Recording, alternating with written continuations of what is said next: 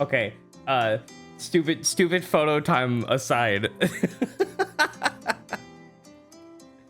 Welcome everybody. Toaster, thank you for the raid, even though I hadn't even been live for but like a few minutes.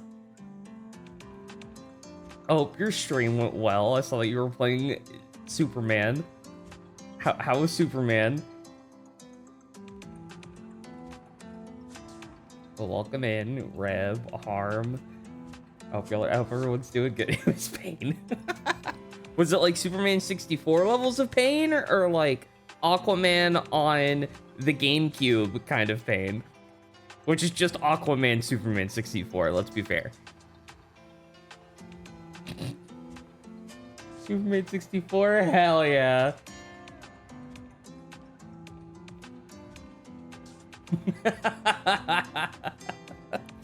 I'm glad. I hope you had fun despite the pain. That game's a treat.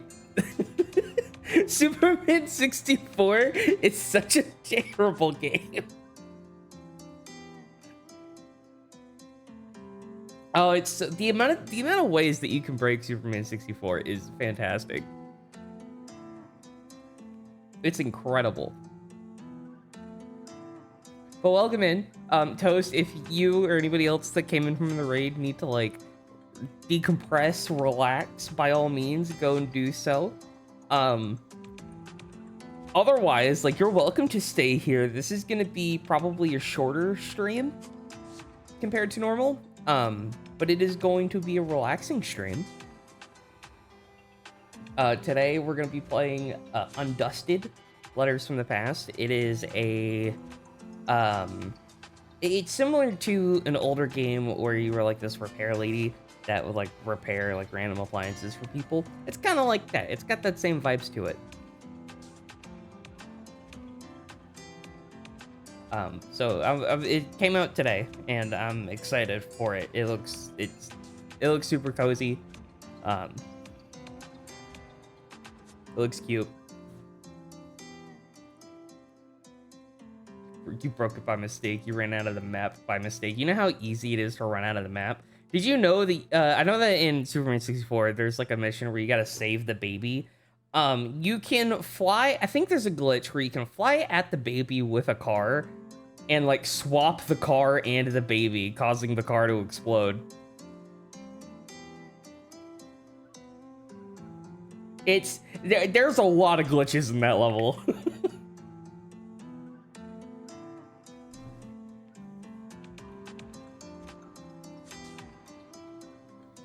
I don't remember specifically, but I just remember there being a bunch of stuff with the baby, and it was kind of funny. Well, everyone's doing good. I meant to stream either last Thursday or Friday, but I didn't. I got distracted. And then I didn't stream yesterday because I went to the state fair yesterday, which was an experience for me. I've never been before.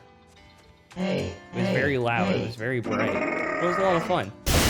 Hi, NV. Welcome in. Oh, hi, Kenji. How are you? Oh boy, smooching time! Why is chat not showing on the stream? Huh. There must be something broken with stream elements. That's weird. Gonna leave work. No problem, Revengeum. Thank you for the lurk.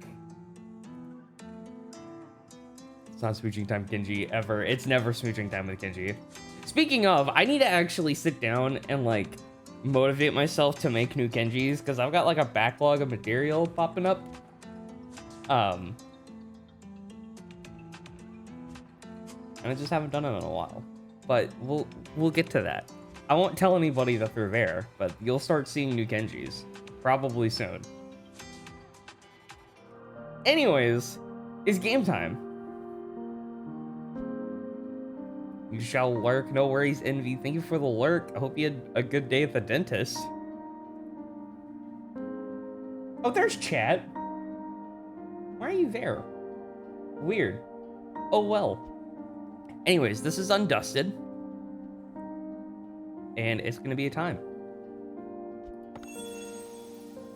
If it's too loud or too quiet, please let me know and I will fix it. I don't think there's any voice acting, so it's going to be a lot of me reading. Let me actually make myself probably just like, gonna, whoop, I'm gonna come up here. Yeah, I'm up here now. Haha. When I think of my family home, the first things that come to mind are the glittering lake and the gently sloping hills. After walking through the bustling streets, over the hills, and along the lakeside, my house and its bright red roof soon came into view.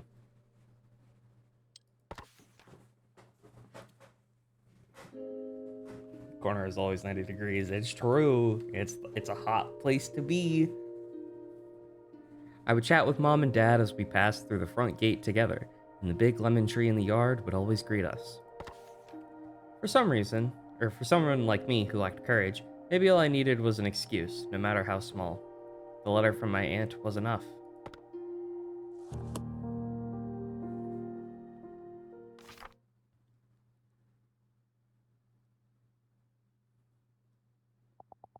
Dear Dora, long time no see. How have you been? Are you doing all the things you've always wanted to do? It's been a while since I've heard from you. Come to think of it, the last time we saw each other was at Lily's funeral. I'm sorry to trouble you after all this time, but I can't find the necklace your mother gave me. I'm fairly certain that I left it at your house after one of my visits. I really thought I had lost it for good, you know. I know it's a bit of a hassle, but could you send it to me? It should be in the attic. That's where Lily and I spent most of our time together when I was over. Thank you. Love, your aunt. No discernible name, but your aunt. It's been a long time since I last came back. I should tidy up the place. I suppose now is the right time. For the time being, it's the least I can do. The key. Ah, here it is. It's rusted all over. I'll have to clean it before I can use it.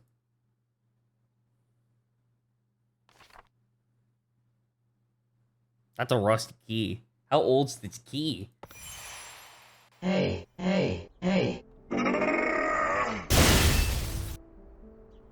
Hi, Frostbear. Welcome in. Can't really see chat easily. I'm gonna hide the stream. There we go. How you doing, buddy? Stop! You violated the law. I've not violated any laws. We're cleaning keys. This is the tutorial. I've played this.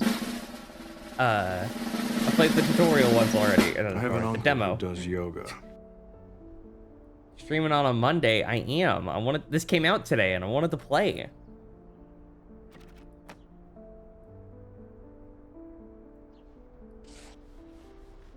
It's a cozy little stream. How you doing, Frostbear?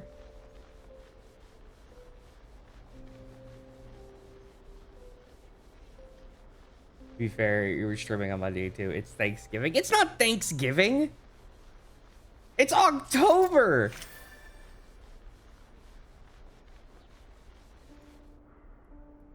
Thanksgiving's next month. Oh, right. Okay. Well,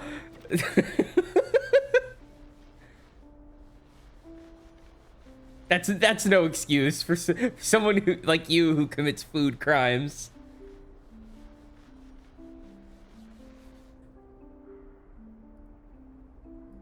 Oh, bam.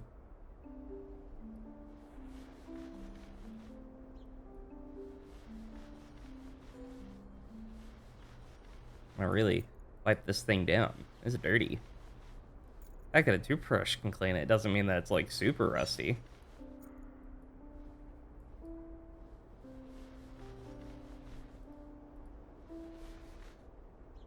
Oh, it's in the hole. That's where I missed it.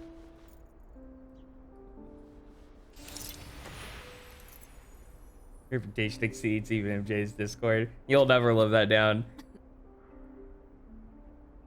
You've done a food rabbit hole you never should have gone down. A vegan turducken is cursed? That sounds like two things that shouldn't go together. The best way to clean a key is to put it in your mouth.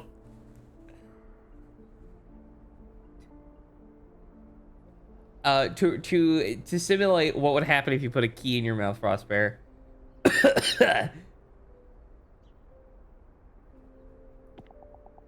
When was the last time this place was cleaned? There's so much dust that I can barely breathe. I need to go to the attic and find that necklace. Huh? Why is it locked? Of course. Fuck, it's genius. Why didn't I think of that? I don't know, Kenji. Why didn't you think about the best way to cleaning a key is to put it in your mouth, huh? What a guy. Can't even do anything useful. Damn. Now that I think of it, I hardly ever been into the attic. Mom was always the one in charge of it. Oh well. I need to clean the rest of the house anyway. The attic keys should eventually turn up. Where should I even start?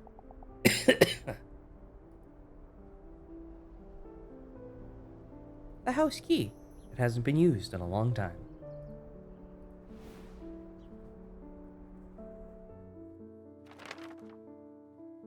After being neglected for so long, the house was so heavily laden with dust that I needed a mask to breathe normally. I opened a window and started cleaning out some of the dust. When it was cleaning day, I used to be in charge of the floors.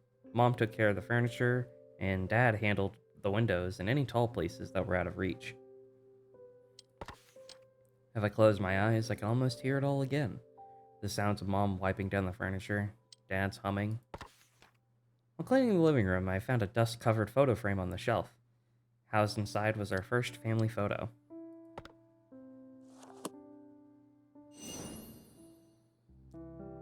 Chapter 1. Once upon a time. Fear turkey, as Alucard would say.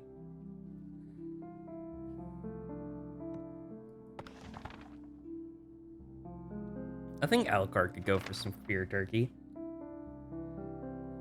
When we went to take our first family photo, Dad made a peculiar suggestion. While it wasn't unusual for him to say or do something quirky, none of us saw it coming. I'm interested in this. See, that's what Alucard would say. Why don't we all wear animal costumes? It'll be Adora's first ever family photo, so let's make it a special, unforgettable experience. He pleaded like a giddy child, arms firmly wrapped around a large costume. Mom let out a deep sigh. Here we go again.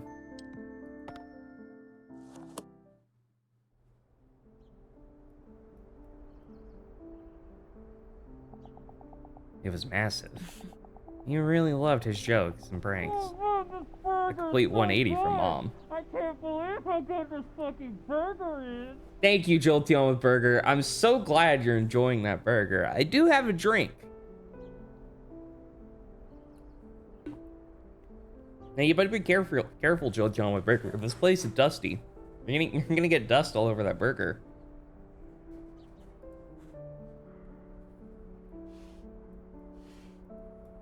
Oh, I'm gonna start from the front.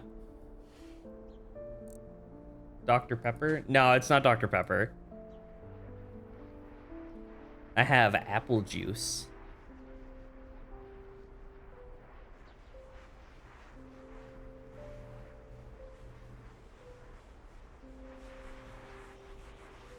I never ended up wearing costumes like you wanted to.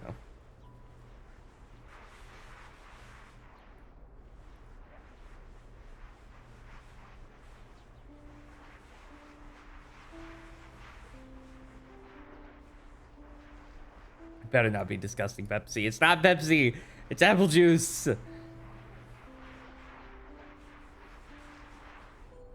If it was soda, it would be Coca-Cola. That's because I grew up drinking Coke.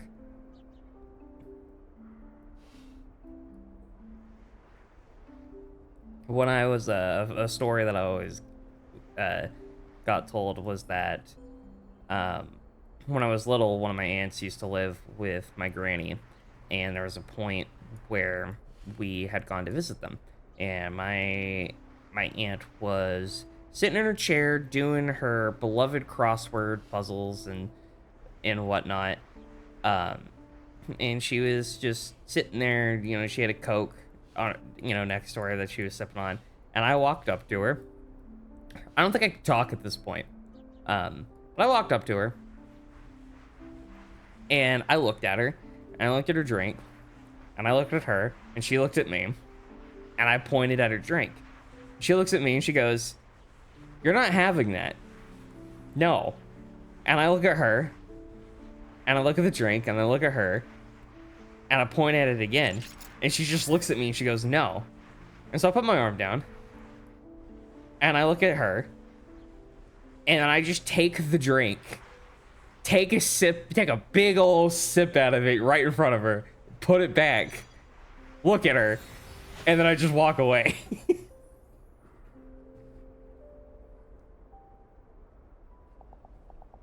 That was her favorite, too.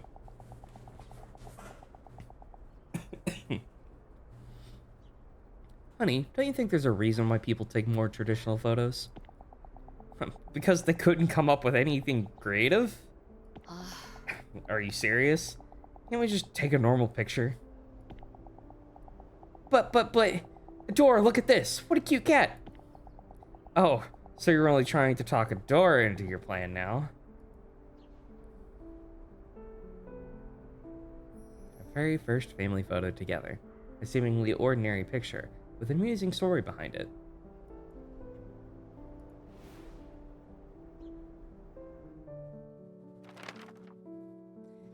And so ensued a battle between an unstoppable father and an immovable mother.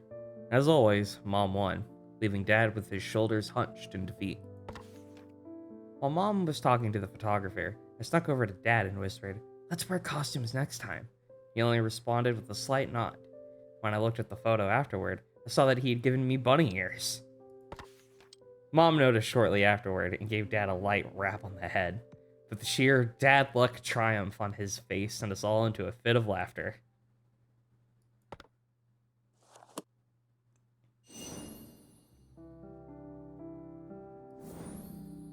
Perfect.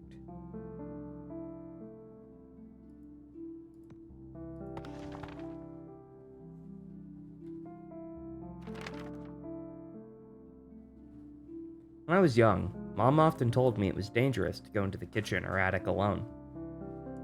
But the more someone told me not to do something, the more I wanted to do it. One day, when Mom and Dad were out, I excitedly went into the kitchen to examine the cupboard that was just barely within reach. My heart was pounding as I opened the cupboard. There were so many beautiful porcelain teacups, and I took out the one I thought was prettiest. This is a nice, comfy game that better not make you cry. It might make you cry, Frostbear. I don't know. Suddenly, the front door opened with a creak. Someone was back. The sound of porcelain breaking on the floor, the teacup had slipped out of my hands. The sharp sound of shattering porcelain froze me in place. I heard Mom urgently calling my name. Once she came into the kitchen and saw what had happened, her face froze.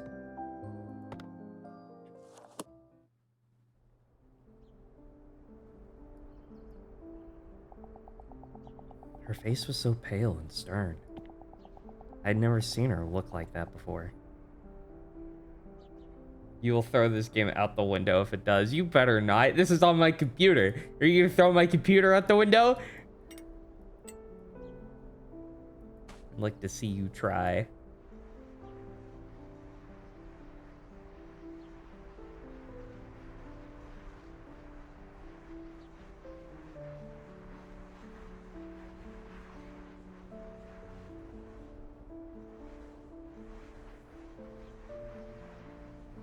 Well, best of luck finding out where I live to do that, Frostbear. I'll give you a hint. I live 5 minutes away from a Chili's.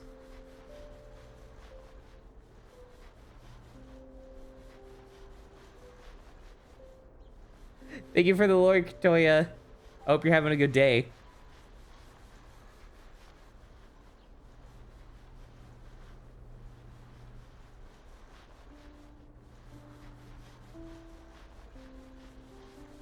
I gotta clean. Some more dirt here.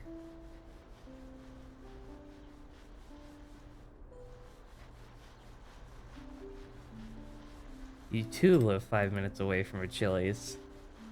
Interesting. So interesting you said it twice. What could it mean, Frostbear? What could it mean?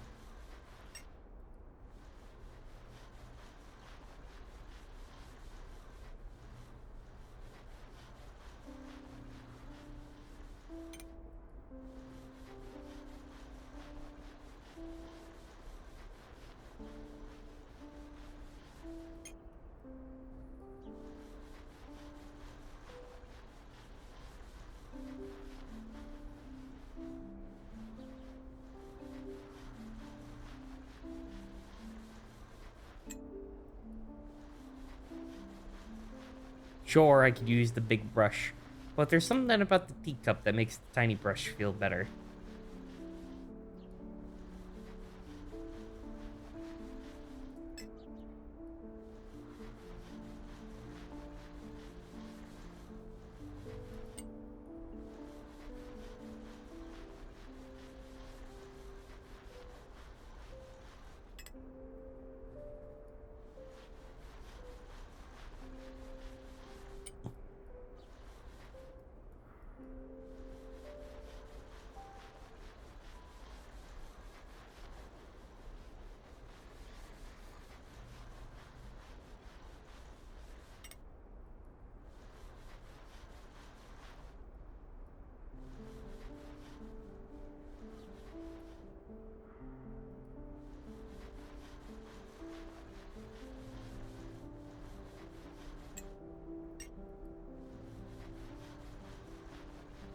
The music is so pretty for this game. so far. Excuse me. I may be over my sick, but I'm still not over my goth. And that's the worst part.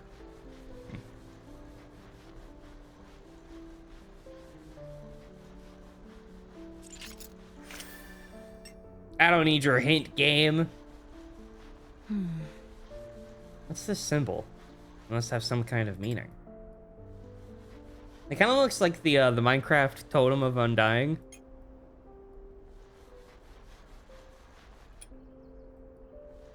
Maybe this game has Minecraft lore.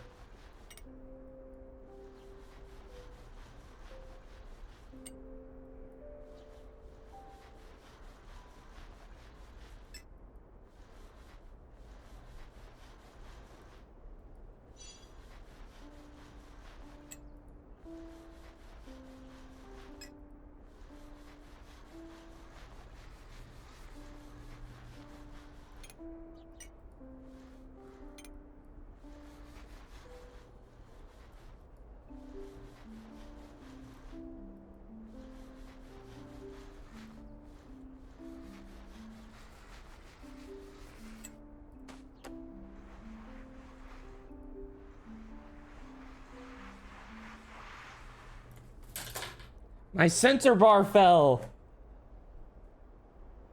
I haven't moved my Wii off my desk from the last time that I streamed Luigi's Mansion. All right. It's all along the rim, of course.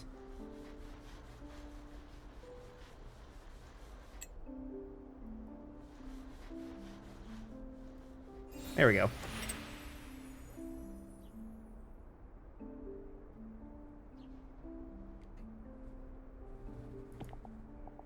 Mom, I'm sorry. I didn't mean to break it. Ah, Adora, are you okay? Are you hurt anywhere? Mom, I'm so sorry. I didn't listen to you. I even broke one of the teacups. It's okay, Adora. Everything's okay as long as you aren't hurt.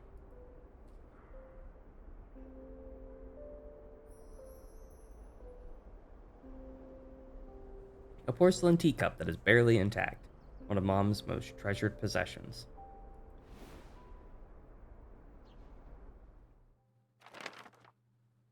After giving me a big hug, she started to carefully gather the shards of porcelain in silence. I still couldn't forget how she had looked at the broken teacup. The next day, I secretly retrieved the shards from the trash and clumsily glued everything back together. Then I returned the fragile teacup to its place in the cupboard, hoping that Mom would feel better after seeing it. When Mom discovered the teacup later, she murmured, This is a much more fitting appearance." I did understand why, but her smile looked bitter.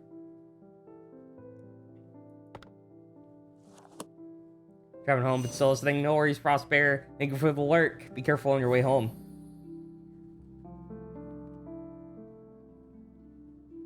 What glows in the dark?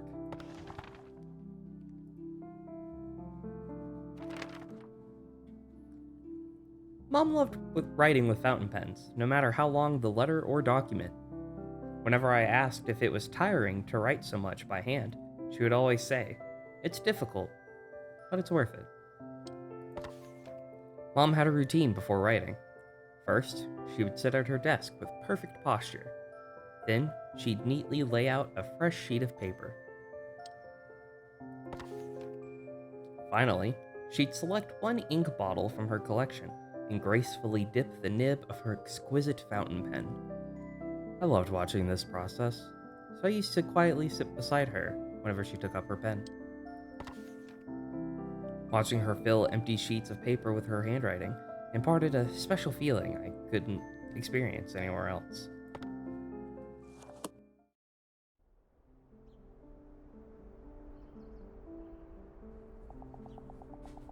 She had so many inkwells. Sometimes I'd spend a half a day just looking at them all. I don't think she used this one very often.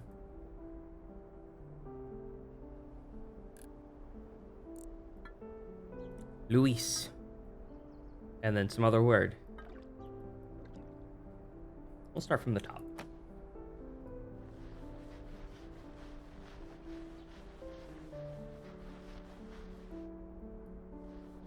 If this is like a cork stopper, I don't know if a toothbrush is necessarily the greatest thing to clean it with.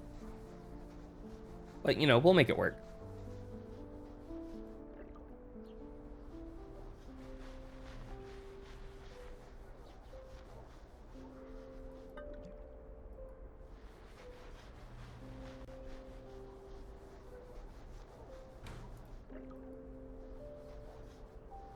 Oh, it's got ink stains on it.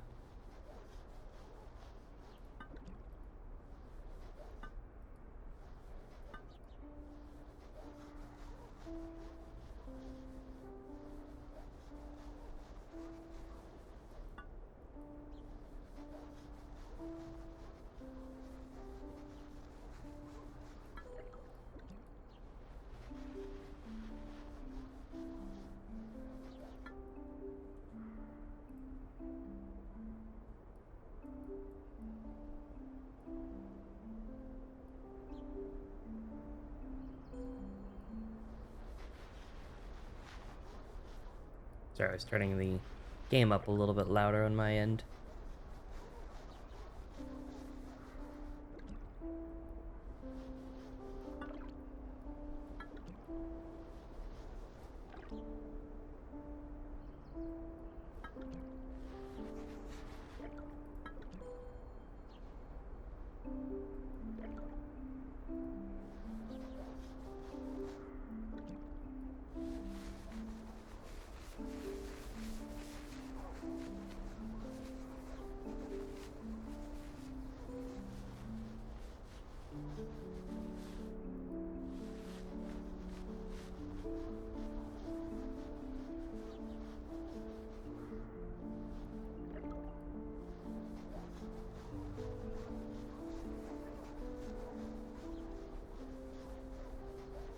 I like the idea of games like these where like you're just spending time just kind of like working on a single object kind of meticulously. And sometimes like even in normal life, you spending the time to like either like fix something or to like clean something up to make it look real nice and pretty can be therapeutic, you know, especially if it's not something that's like, I need to get this done, I need to get this out of the way. It's kind of like, well, I want to work on this right now, you know?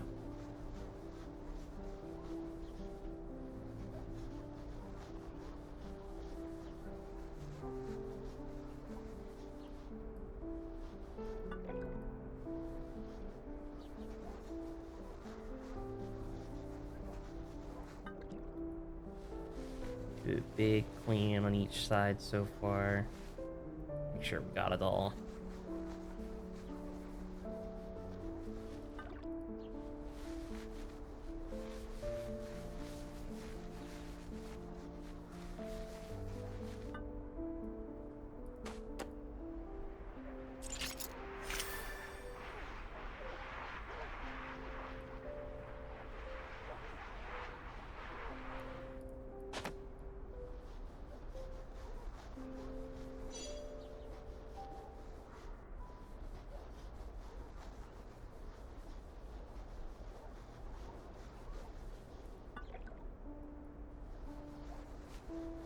We have 0.10 left. Oh god.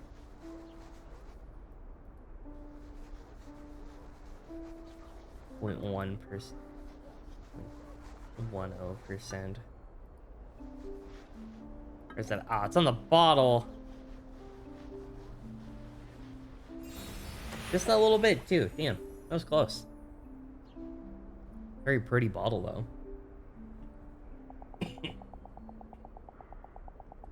Only in the darkest of nights can you discover the star hidden within. Lewis. That's a quote from Mom's favorite writer. Hmm? Why is it written on here? Because it's a limited edition ink. Dad and I were still university students, so it took him a lot of hard work to buy it. But it looks new. Is it because you don't want to waste it? Dora, let me show you something. If you write with this ink and then turn off the lights, can you see the words glowing? The darker the room is, the brighter the ink shines. What? Wow. To Adora, Lily, and Ash's beloved daughter. You need to eat... to Adora, Lily, and Ash's beloved daughter. You need to eat a variety of foods to grow big and strong. But I hate carrots. If you become brave enough to finish your carrots, I'll give you a fountain pen as a present.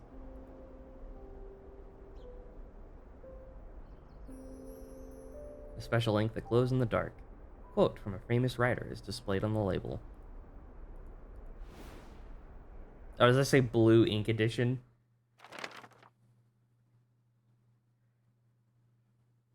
I adored fountain pens, so it was an irresistible offer. Mom looked into my awestruck eyes and said, "Do you know why I love fountain pens? Because you can learn about someone through their handwriting. Even if I wrote something without much thought behind it, I learned more about myself after reading those words." She gently closed the inkwell. For some reason, after that day, I never saw her use a fountain pen again.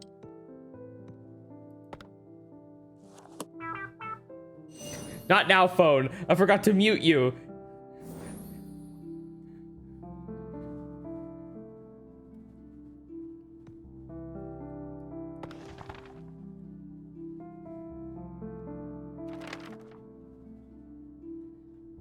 Dad absolutely loved music. Whenever he could, he'd be humming or playing various instruments. He told me that he used to be in a children's choir and that he had joined a band during his university days.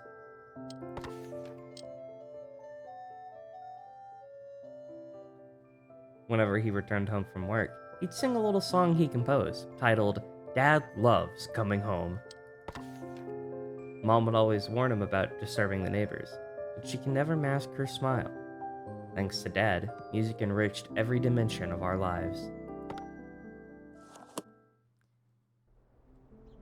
It's a little turtle. The first line always made me laugh. What was it again? "You can't hold me back. I'm free. No one can ever stop me." Is that it? Look at him. Look at the little man. I love him. Love him. Let's get that shell cleaned. It's crusty. Oh, it's an ocarina. That's cute.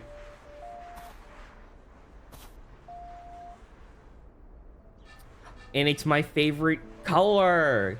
Look, guys, it's me if I were an ocarina. Would you still love me if I were an ocarina?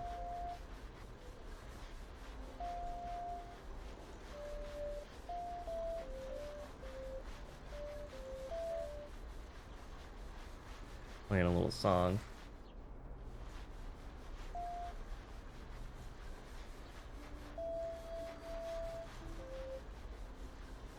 I like to try to clean what I can without moving around too much.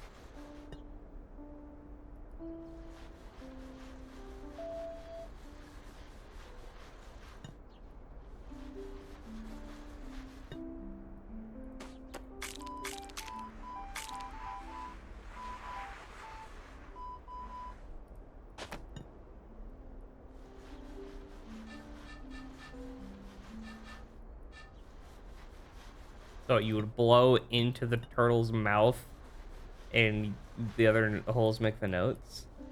It's weird. It's a weird shaped ocarina, but it's super cute.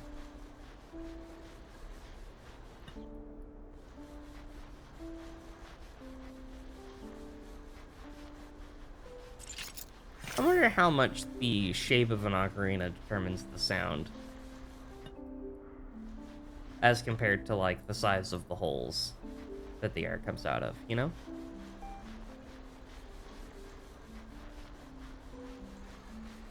I don't know much about music, or especially when it comes to instruments. So I'm not sure how much of a factor that plays.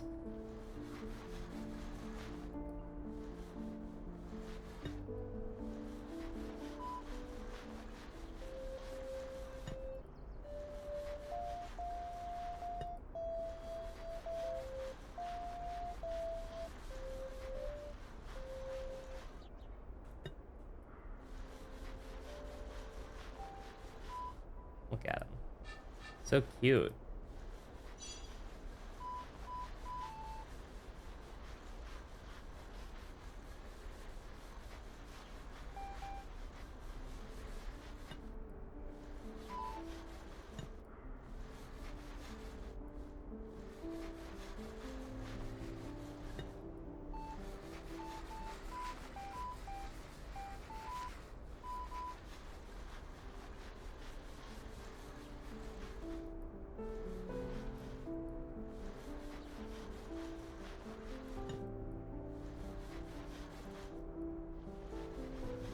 Clean, clean, clean. All right, where am I missing? Underside? Ah, just barely. It was on his eye, on his little tootsie.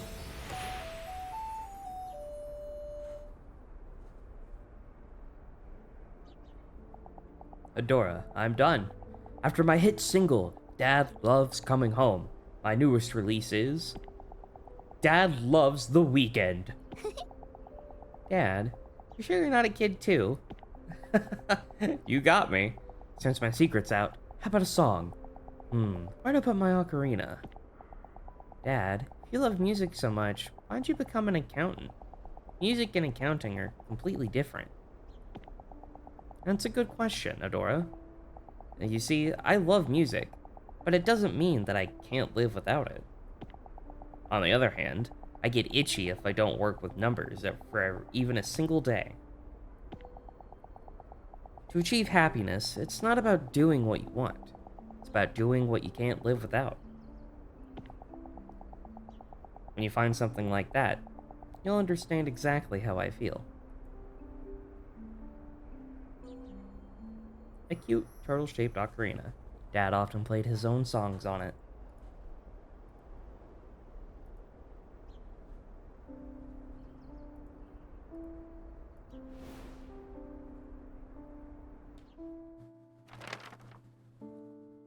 Dad then started to joyfully play his ocarina. His face was that of a man who had everything he needed to be happy. I suddenly grew curious and asked, "Then what can't you live without?" He replied, "Lily and Adora. That's why I'm the happiest man in the world." He then declared that his next song would be named Dad is Super Duper Happy. Despite my laughter, I couldn't wait to hear the next release in his Dad series.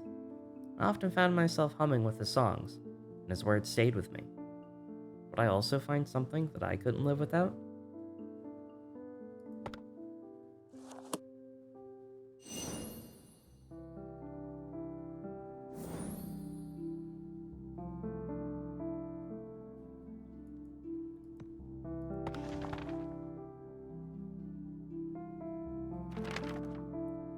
One day, on our way home, we came across a cute kitten crying by its lonesome. I couldn't bear to leave it there by itself, so I begged my parents to let me bring it back with us.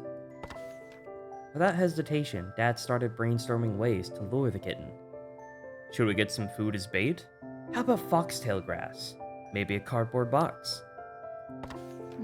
Dad and I excitedly exchanged ideas, and after a few minutes, we realized that Mom hadn't said a single word.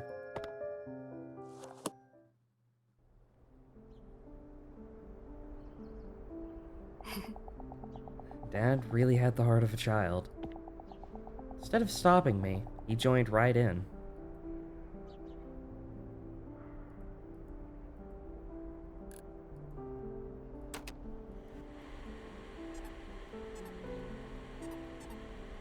The plushie. Cute. We gotta steam it first. Start from its belly.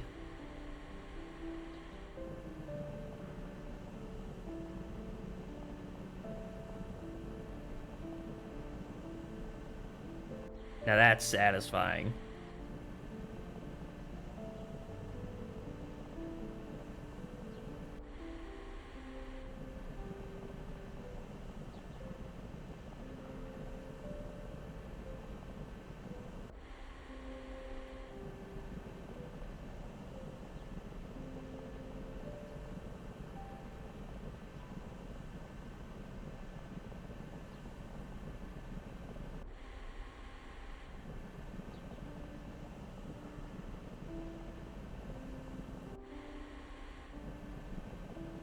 Also, this is a very strong cleaner.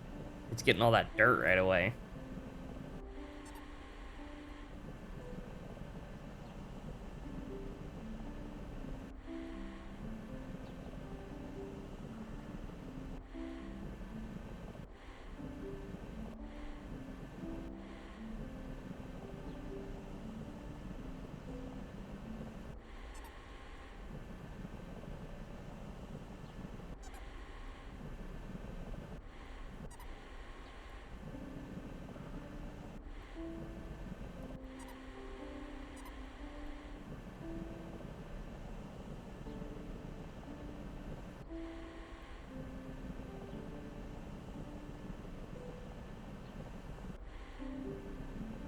Oh, he started from his head, not the belly. That's fine.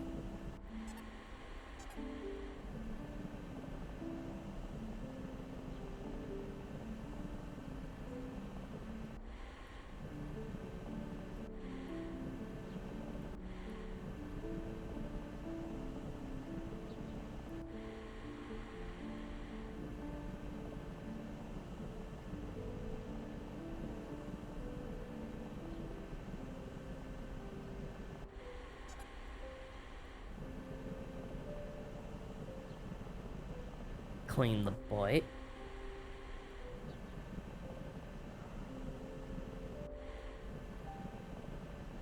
Little toes.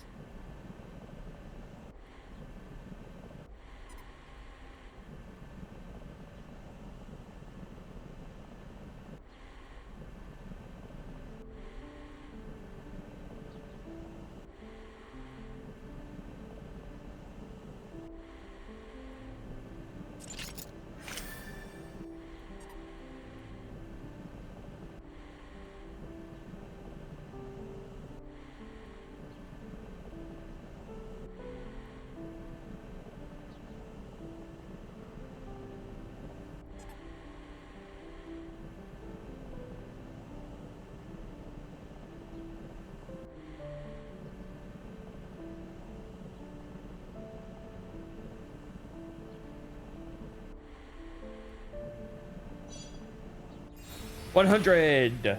Let's go. Didn't even need a hint.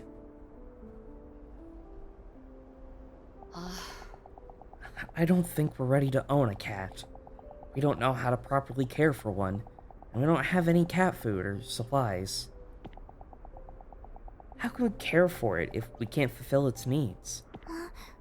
But, Lily, aren't you being a bit too serious?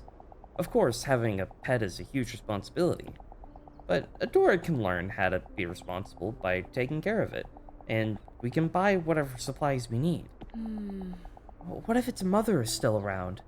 We might be taking a child from its parent. She could have been abandoned. That isn't something we know for sure. No means no, Adora. A striped cat plushie. It's soft and makes cute sounds when you squeeze it.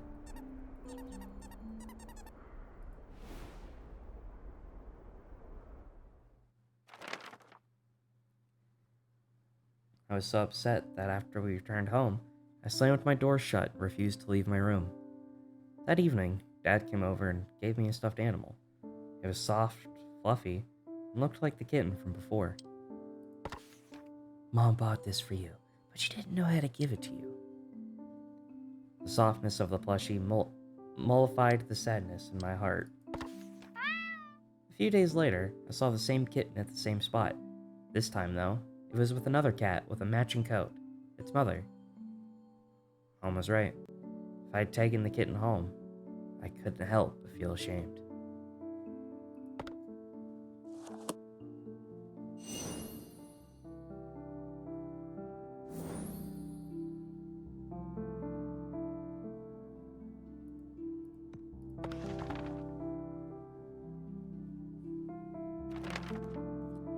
My hometown was always too warm for snow. If any snow did happen to fall, it would melt as soon as it touched the ground. Things like snowball fights and snowmen only existed in TV shows and fiction. Some of my childhood wishes included leaving footprints in fresh white snow, making snow angels, building a huge snowman. When we finally had time for a family trip, I begged to go somewhere with an abundance of snow. Man, she must have grew up in Texas, because there ain't shit here. And that's how we ended up having a snowy vacation. Thanks to that, I got to check off a lot of things on my bucket list.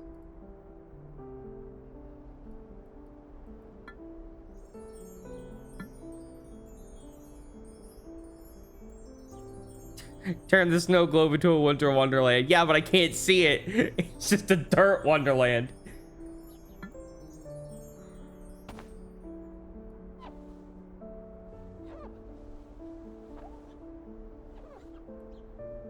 I don't think that cloth is cutting it quite yet. Well, we'll start from the bottom.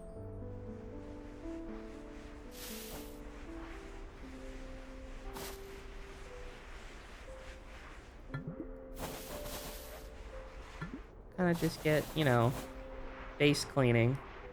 And then we'll come back with the finer tools. We'll use the cloth for the globe. Toothbrush for the stand.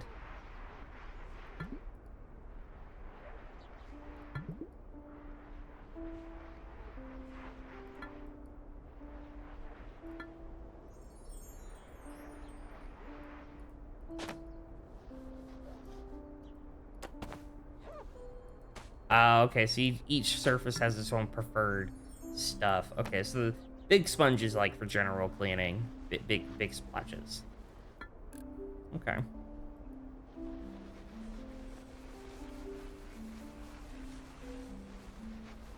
Well, we'll save the glass for last, I think.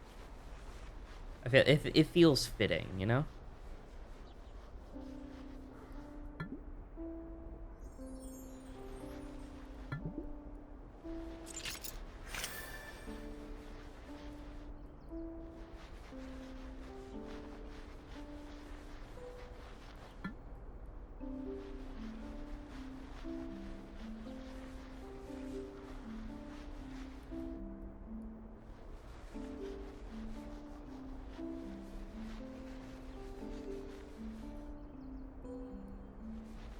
And start here soon. I'll have to hurry up and finish this before and start.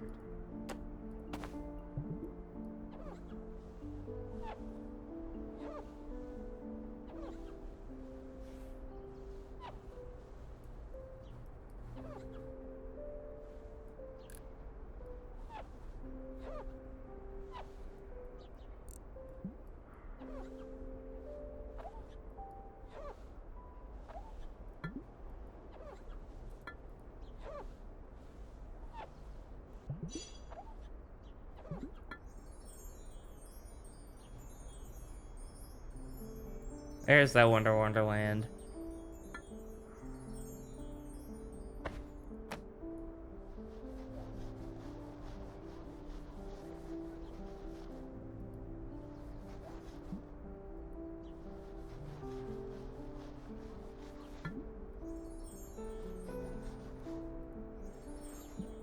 .5 off.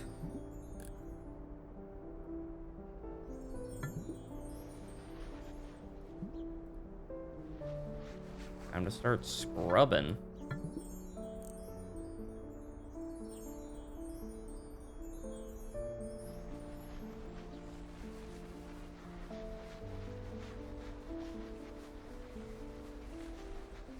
Double base just to be sure.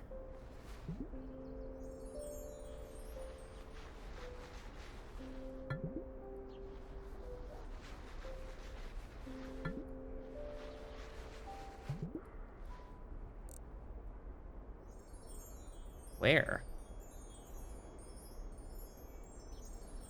This single pixel above the star.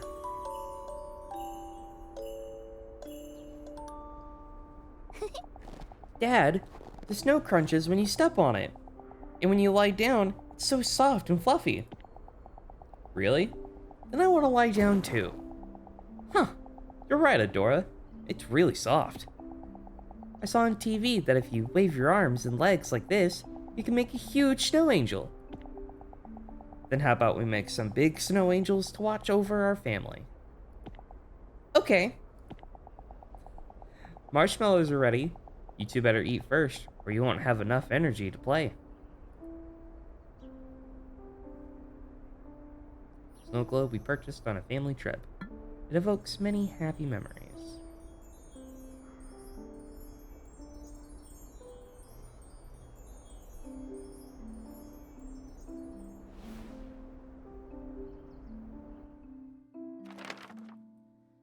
We made giant snow angels, built snowmen, and had an all-out snowball fight with no regard for how snow-crusted our clothes became.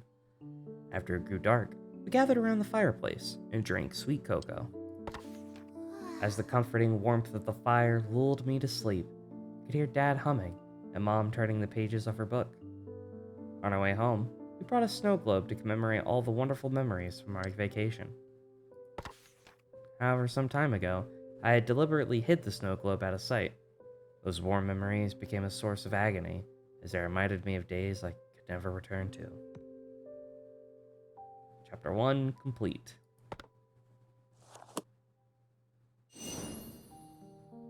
Chapter 2 What I Dreamed of. And we're going to go ahead and take a BRB because ads are about to play, and we'll continue when we get back.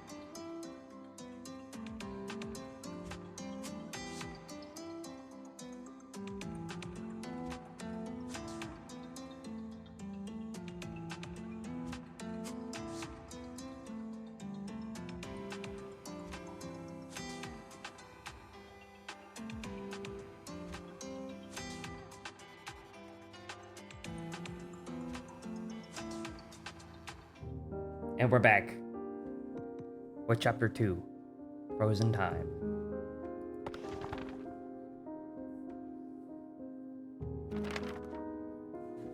I had hoped to find the attic key in the living room, but it didn't turn up. I decided to search my room next. It looked exactly as it did on the day I left home.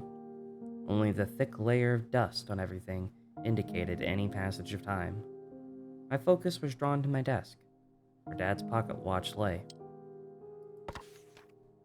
There used to be a time when its cogs still turned, and its soft ticking could still be heard.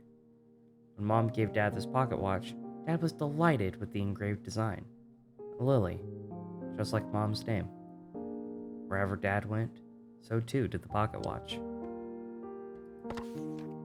Shortly after I started high school, the pocket watch fell silent for good.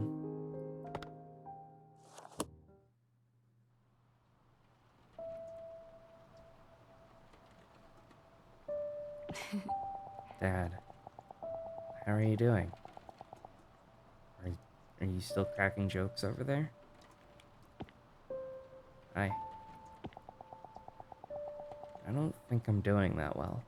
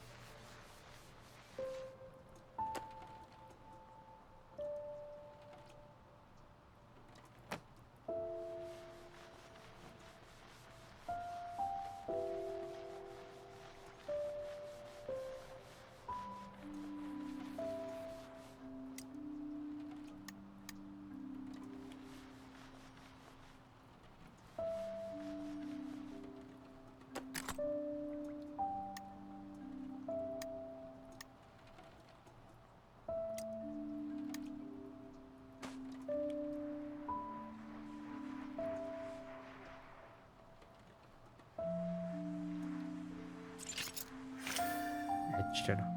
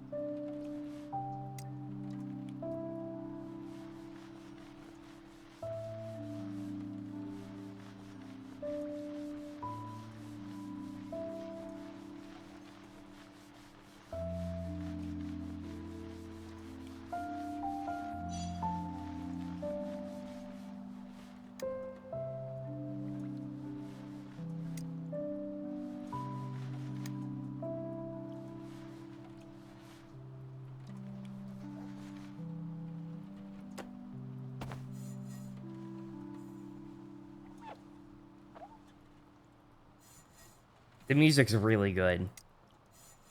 It's very good.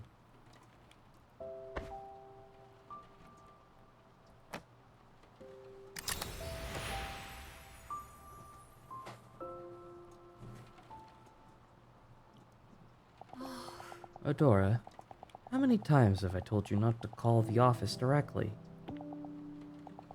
You're usually back by now, and I couldn't get in touch with you. Oh, I'm sorry. I got caught up in work and completely lost track of time. I'll make sure to check my phone more often from now on. But please, text instead of call. Alright. Oh yeah, Mom.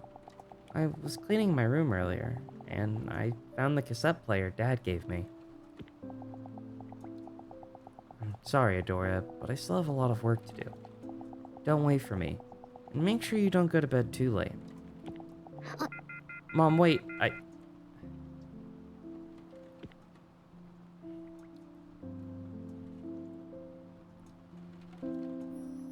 broken pocket watch. Its time remains eternally frozen, just like my family's.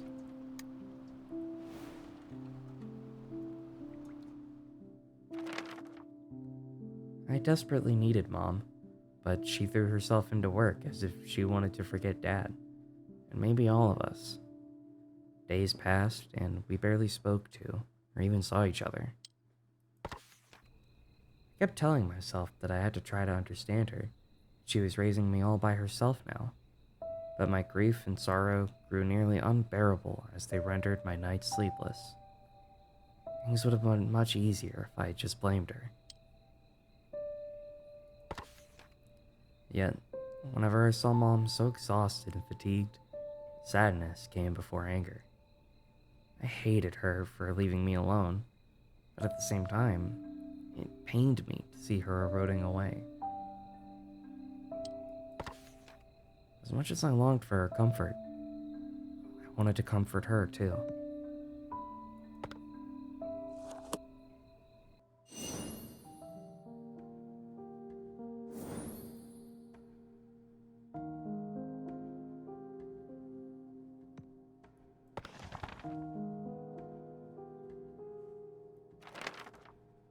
When I couldn't stand the silence in the house, I would listen to Dad's tapes. Listening to those songs made it feel like he was right there beside me. One day, I heard a composer tell his story on a radio show. When I was a kid, my father used to hum songs he had wrote himself, so I became interested in music. I hardly saw him after my parents divorced, but whenever I sang his songs, I felt like I was back in those happy childhood days. That's how I started composing. For me, it's a way of bringing comfort, not only to me, but to others in similar circumstances. I could see myself in his story, and his songs resonated with me. Naturally, I admired him.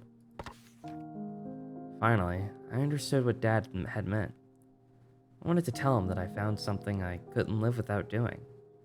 I found a part-time job and started saving money for composing tools.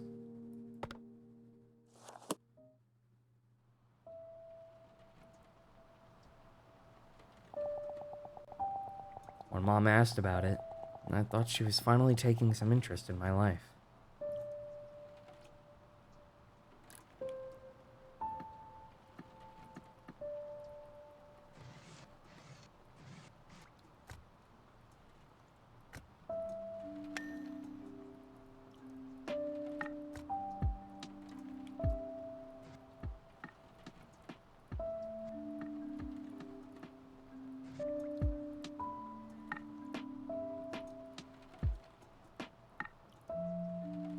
That's cute. I'll start from the back.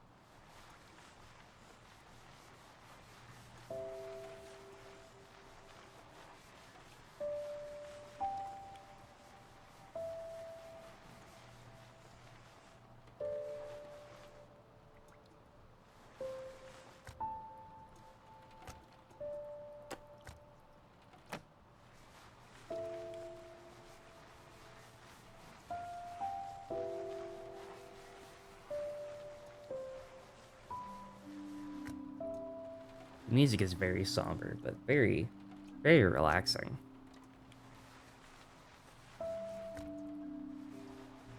I'm assuming on the story that her dad passed away, it sounds like.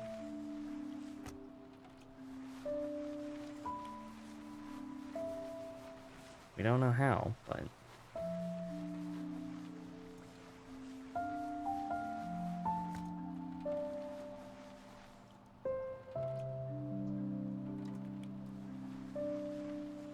still sad.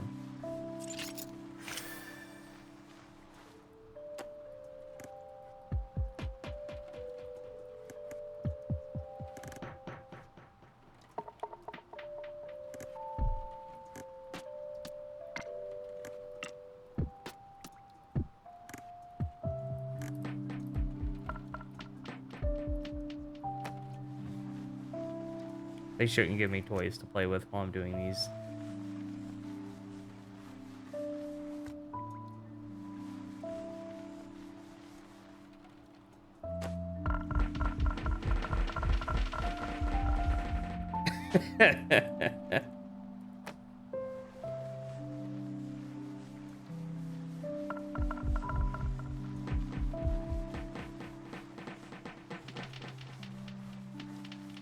I refuse to turn off the echo.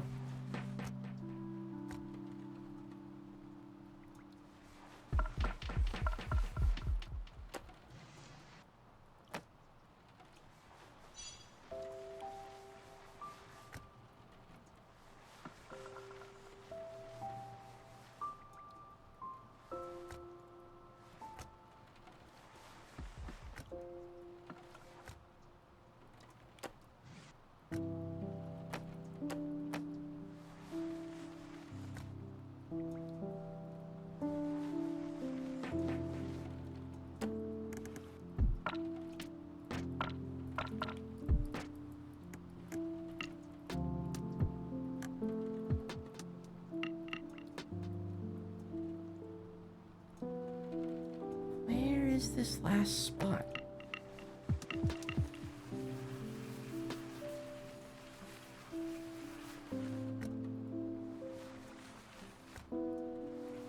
Was it on the button, maybe?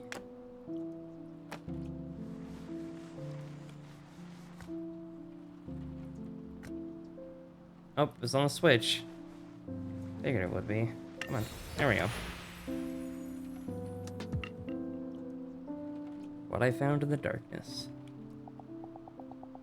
Mom, you're late again. You must be exhausted. Yes, a little. How was your day?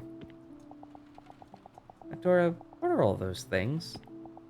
Oh, these? A MIDI controller, a microphone. They're tools for composing. Mm-hmm. By composing, do you mean composing music? Uh-huh.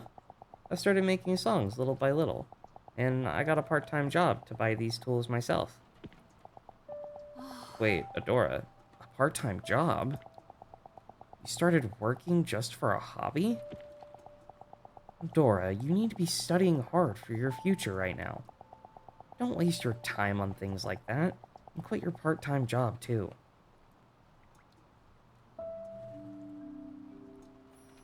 A red MIDI controller.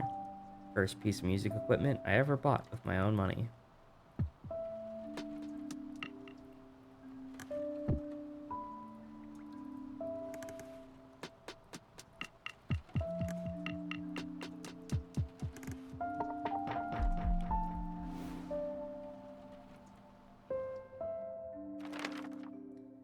I wanted to tell her that it wasn't just a hobby, that I was serious. But before I could say anything, Mom said she was tired and headed towards her room. My words were met with the sound of her door closing shut. I was left alone in all too familiar silence. I was angry at Mom for not listening to my words, but I kept trying to understand her. I thought she might change her mind if I showed her how serious I was.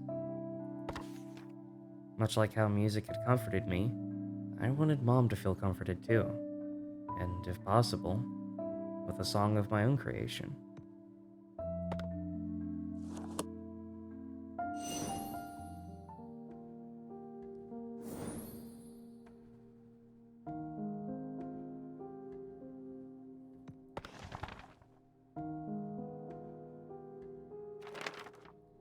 After that day, I spent every spare moment composing. Not only was it my first song, but it was a song for Mom. When I felt that I had poured enough of my heart into it, I recorded my song onto a cassette tape. I fervently hoped it would bring her some comfort, even if I couldn't fully convince her. If I could at least help her feel a little bit better. When Mom came back home, exhausted as usual, I nervously handed her the tape.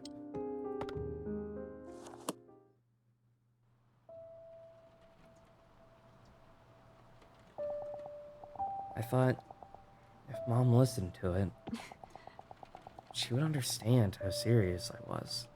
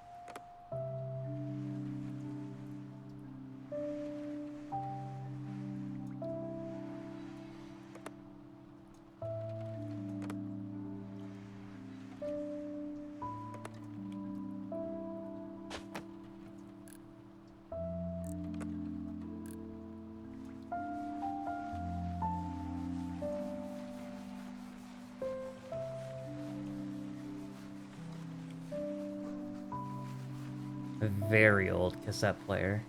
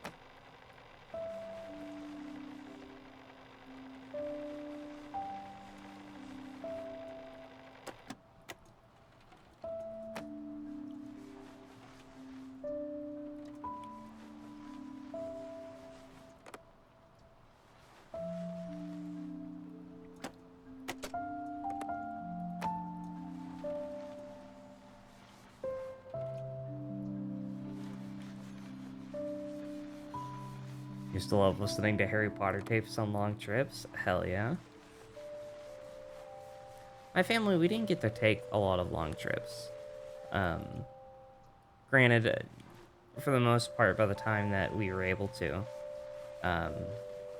go anywhere that would take like extended amount of time to get to, me and my sister were old enough to have iPods at that point. I think we had iPod Nanos. But we used to, when I was really little, we would go up to Louisiana most summers to go visit my grandparents, because that's where grandparents on my mom's side, because that's where they lived. And it was usually like an all-day journey going to go see them, which was fine.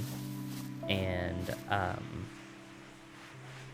on the car ride there, you know, we had this big spindle of CDs that we would listen to, that would range from like Def Leppard, Nickelback, Theory of a Dead Man, some of my sister's bands like Pierce the Veil, 303. We would listen to Queen, stuff like that. And me and my sister, we also brought along this portable movie player. And we always watched the same movies. It would always be Hot Wheels World Race for me, and Monty Python and the Holy Grail. And then we also had Hoodwinked and Monster House. And then when we still had the copy of it, I would also bring Kung Pao with me. And, you know, the car ride would just be us. Usually just me and my sister and my mom.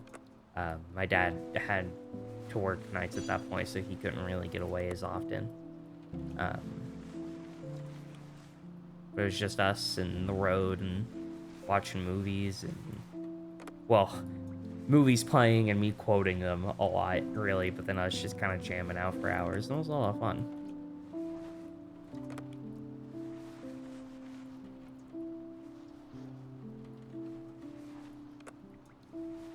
I never got to own, like, a cassette tape player like this, though. I think it would have been cool.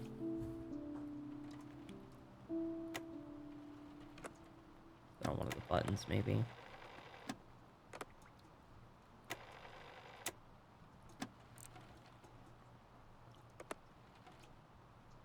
Describe your movie collection to a T, that a secondhand line.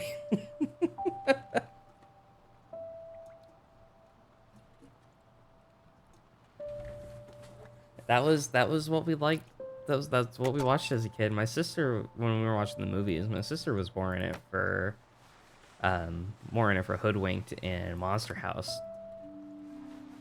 Hoodwinked especially. We still quote that shit to each other to this day.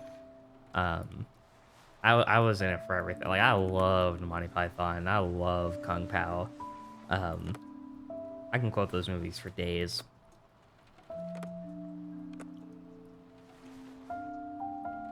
And it's a lot of good memories. Is it this 1 pixel again? No, it's 2 pixels this time. There we go.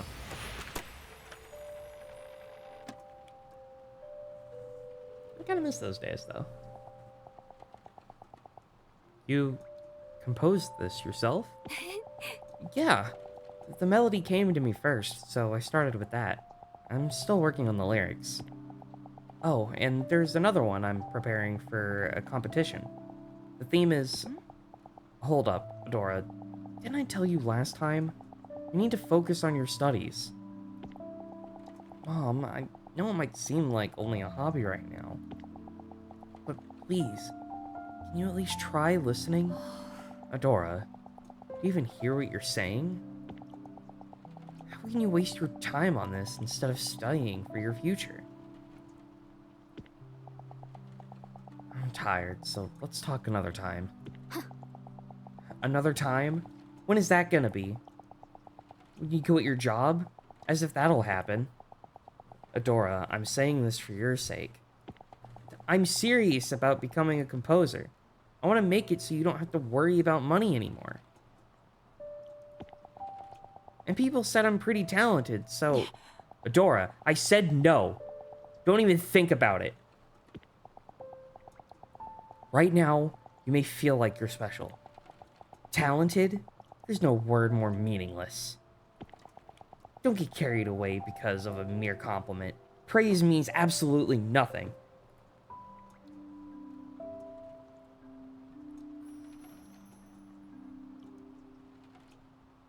Dad's cassette player. Despite how old it is, it still only play tapes.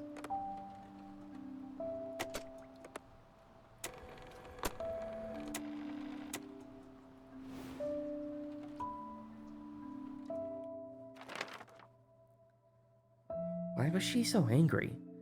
Was she more tired than usual? Even now, I still don't know why Mom reacted so explosively. I never expected her to yell at me like that. Her fury left me speechless. While I was stunned, she tore the tape from my hands and threw it into the trash. Without so much as a backwards glance, she said, "Stop wasting your time on worthless things like this." What she threw away wasn't only a cassette tape. Therein was the piece of my heart that held my drive to come for Mom, despite the loneliness after Dad's passing. Even if hating her was the easier path, I didn't give up trying to understand her.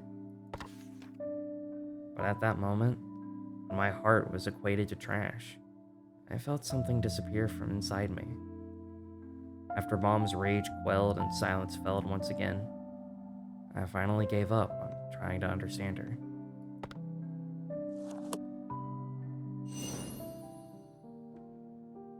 Frostbear, if you're still here, I'm sorry that this is getting sad. Please don't throw my computer out my window.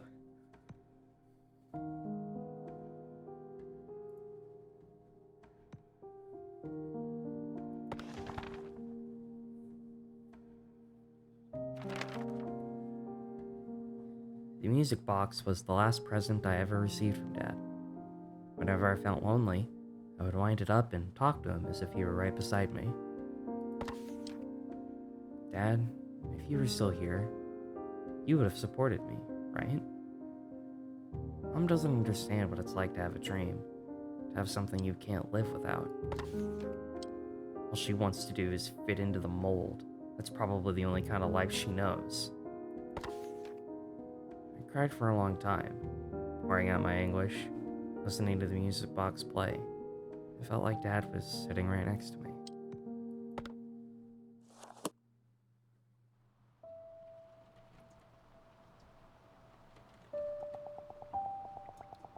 After that day, I stopped waiting for Mom. I didn't even want her to talk to me anymore. I had nothing to say to her.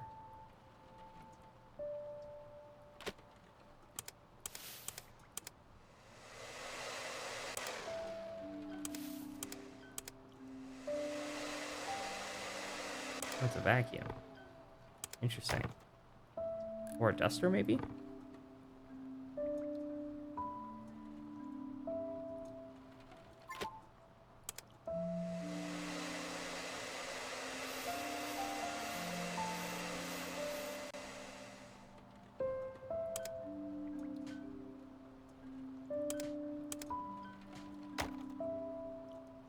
Oh, I have to let it charge. Okay.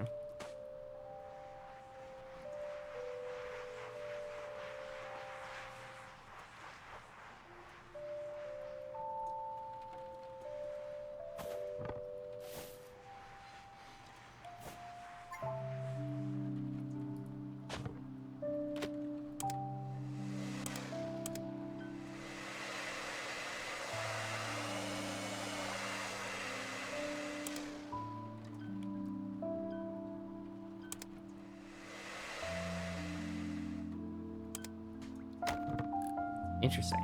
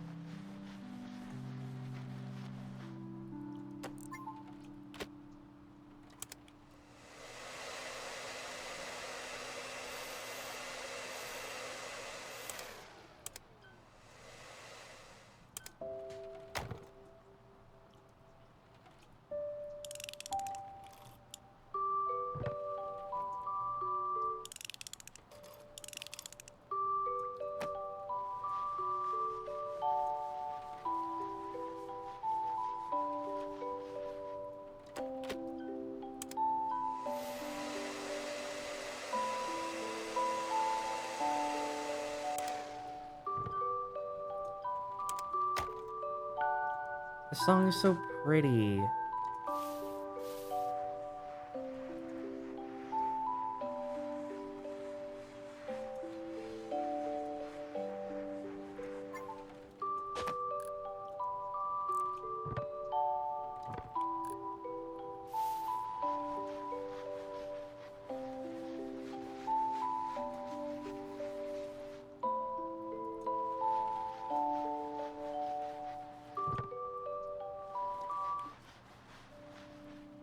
No, keep playing.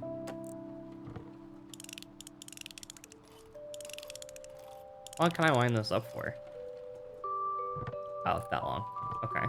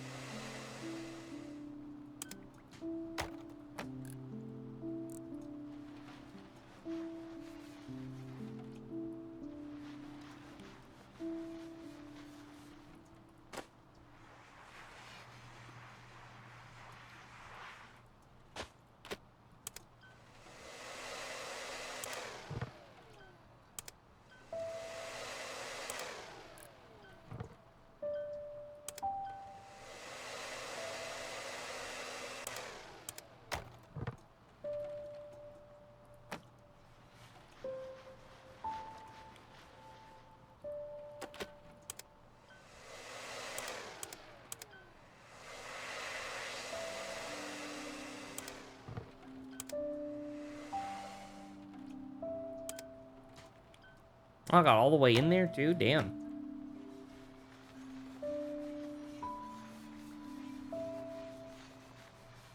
Impressive.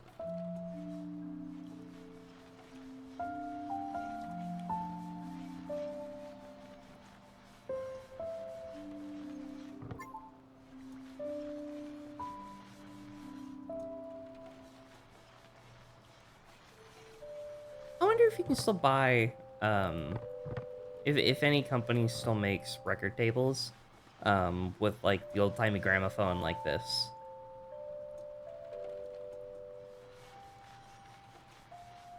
I know that, like, given, like, how easy it is to make speakers nowadays and whatnot, this is, like, out of style, probably.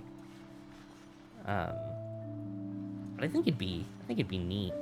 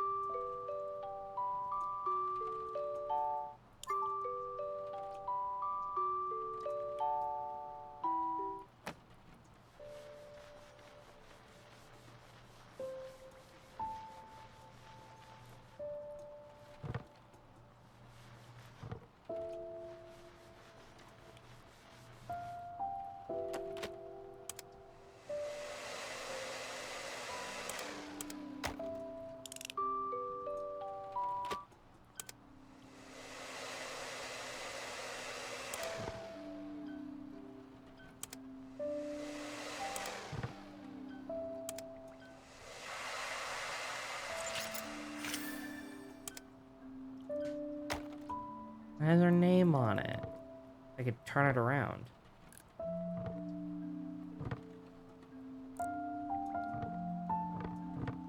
Dora.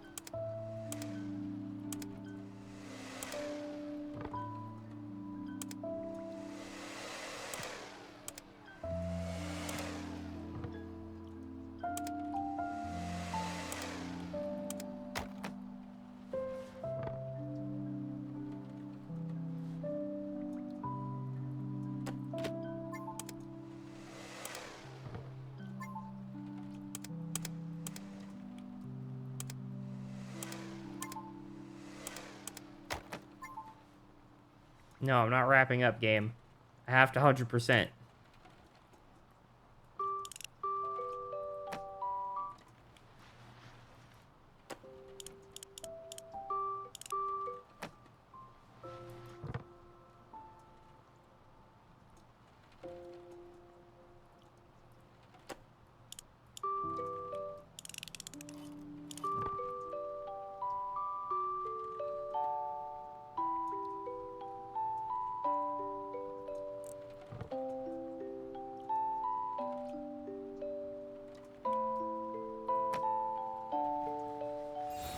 Who's on the queue?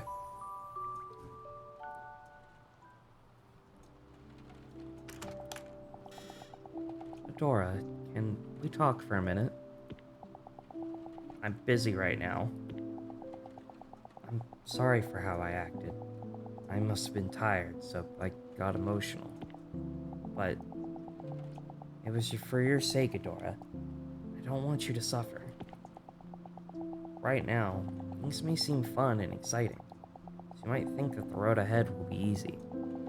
Someday you'll understand. now. It would be better if you focused on your studies and kept composing as a hobby. Now I get why you're saying these things. You've never had anything you've truly wanted to do, have you? All you've ever done is live by other people's standards. That's why you don't understand how serious I am, and what it's like to have something you can't live without. If Dad were here, he would have understood me. At least he wouldn't have thrown away my tape like that. He wasn't anything like you.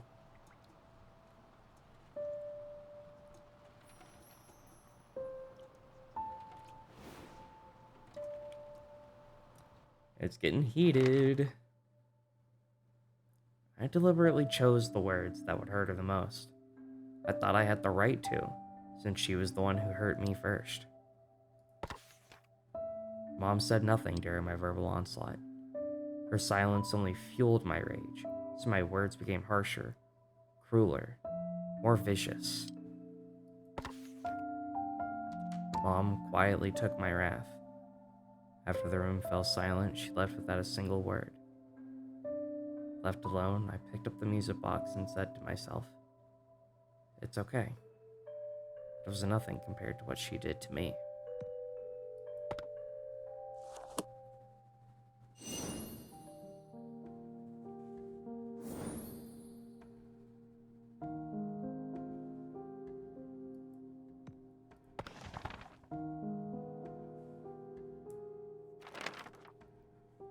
It was a peaceful weekend afternoon. I had started to doze off after putting stickers all over Dad's camera. In my half-awake state, I could faintly make out Mom and Dad's voices as they quietly talked. I wanted to keep listening to their conversation, but before long I fell asleep.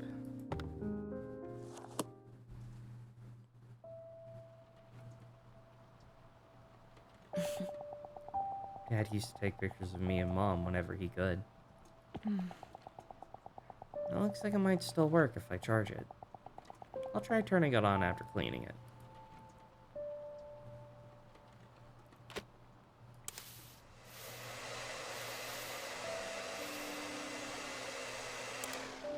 What do you mean I got an achievement for now using the air blow gun? I've been using the air blow gun.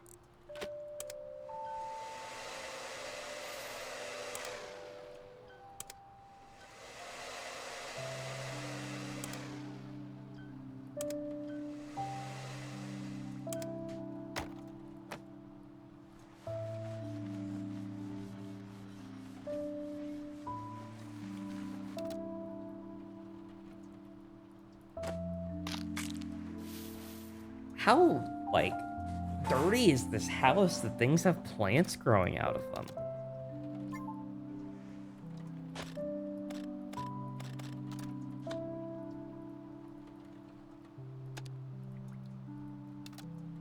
You know? We'll do the inside last.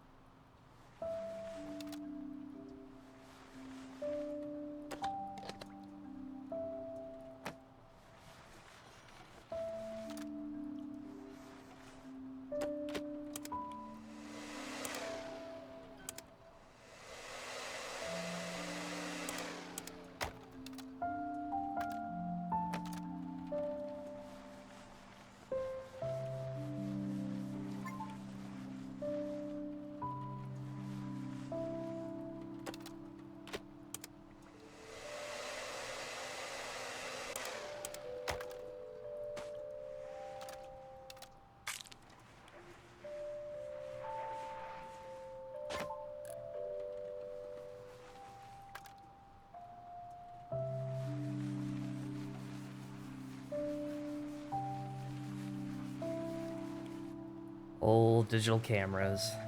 I remember when disposable cameras were still a thing. I remember specifically the Walmart in my neighborhood when I grew up had like, because like, you know, just digital cameras were still like fairly new, but they were like super expensive and not everybody had one. But even then, like, Walmart had this service where you could go to take your disposable cameras to get your photos printed off there, and it would take a couple hours. Or you could take your digital camera if you had one, and they had like 7 or 8 computers that were just up that you could take your camera. You either like put in your SIM card if you could take it out, or you would like hook your camera up to it and you could print off the photos that you wanted. They would still take a little while, right? Because they had the computers hooked up to these big machines that I assume went through it all. But like I remember we would take, you know, whenever we would take like family trips to the zoo and whatnot, or just from having family stuff, we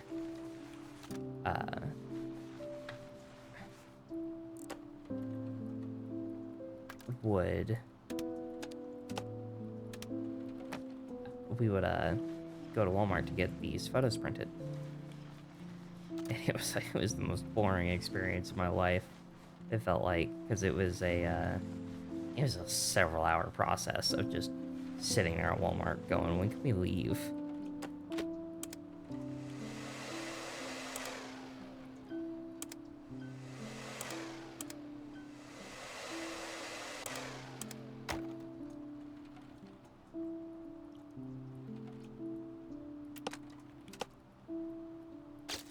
Ah!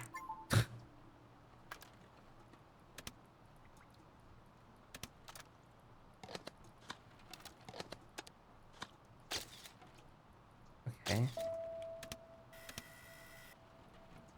There we go. It's like, how do I get the lens out?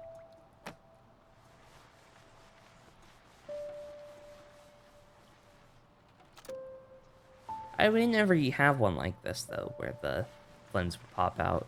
We just had, my family primarily used disposable cameras until smartphones were good enough to have actual photos, or able to take the photos on them instead.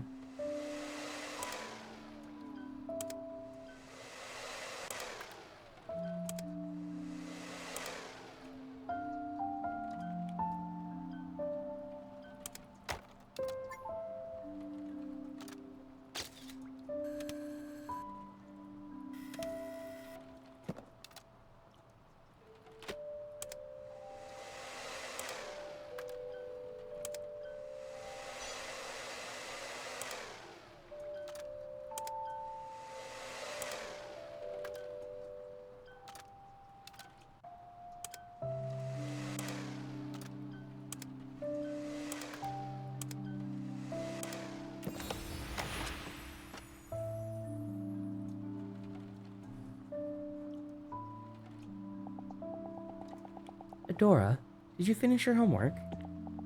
Shh, she fell asleep after playing with the camera again. She really does love it. She's interested in so many things, like music and writing. Guess the apple doesn't fall far from the tree, huh? I only hope that she doesn't become like me. You still have regrets about back then? You know, I thought you were so beautifully radiant. It's all in the past now. I was naive and foolishly chasing what was only a dream. Now, I'm awake and live in reality.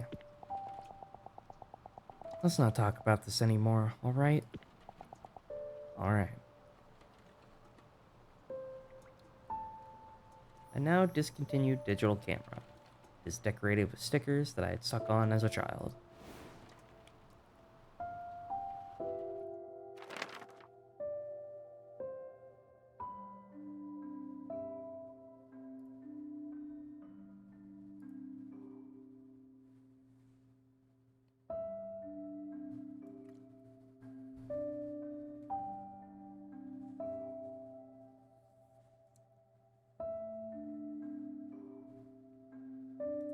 camera contained a recording that I had never seen before.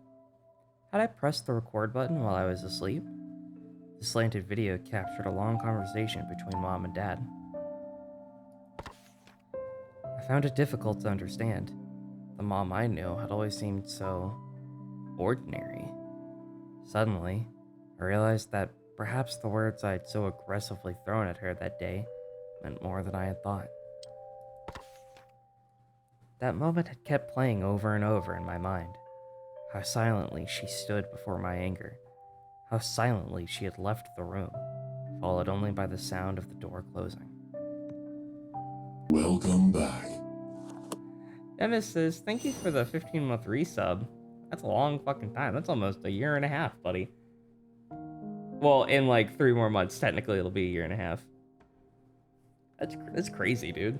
Thank you. It means a lot.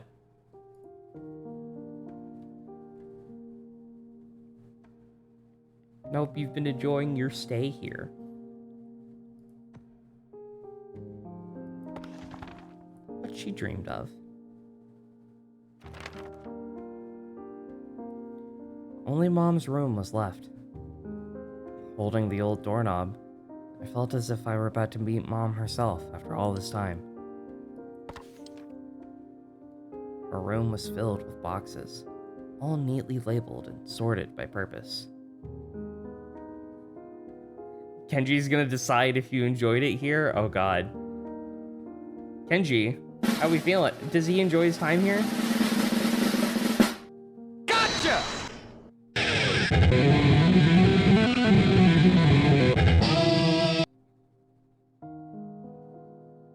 I think we can take that as a yes. That seems on brand.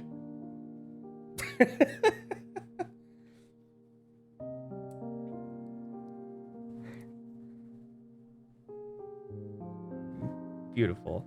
I hope your day's been going good, Neb.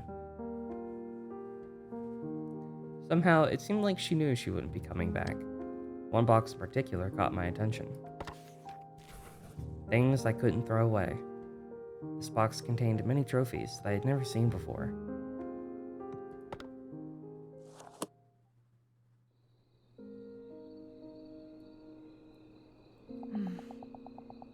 Where did she get all of these from? I really don't know anything about Mom.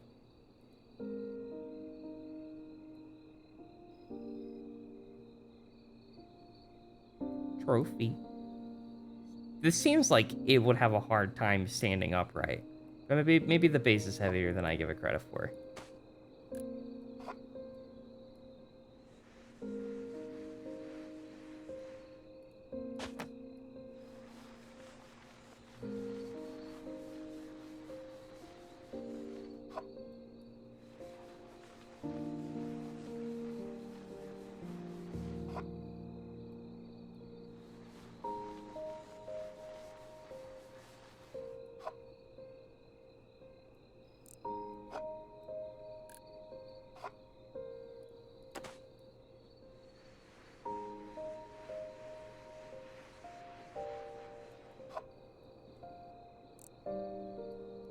Gonna get these 4 sides kind of done all at the same time, I think.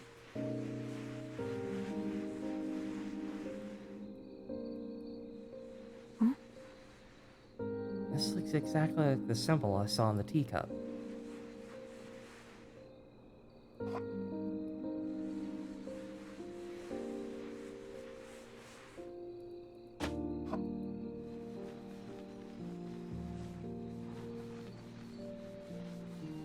So it looks like the mom was a famous writer or wanted to be a writer.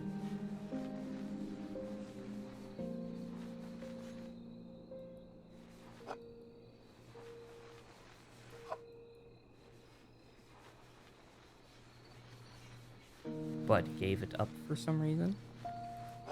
I'm assuming because of they had a child. That tends to throw a wrench in some people's life plans. Doesn't necessarily make it a bad thing, but it can definitely, you know, when you become a parent, your own needs tend to come second to your child's.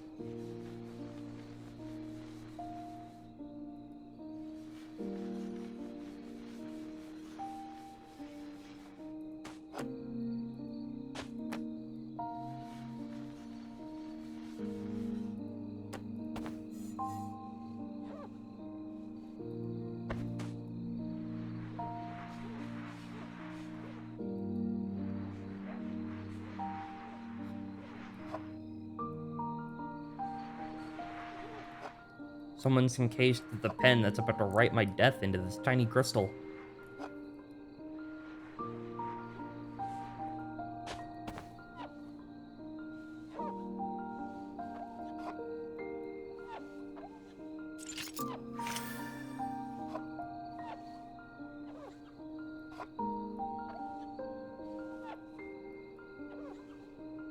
Thing is caked in dust.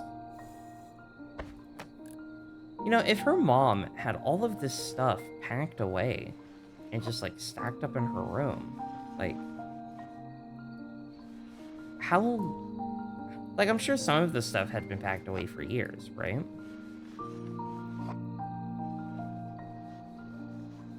But, like, to just sit there and go, I'm not gonna need this anymore, right? I'm gonna go ahead and pack this up. What's gotta go through your mind like that?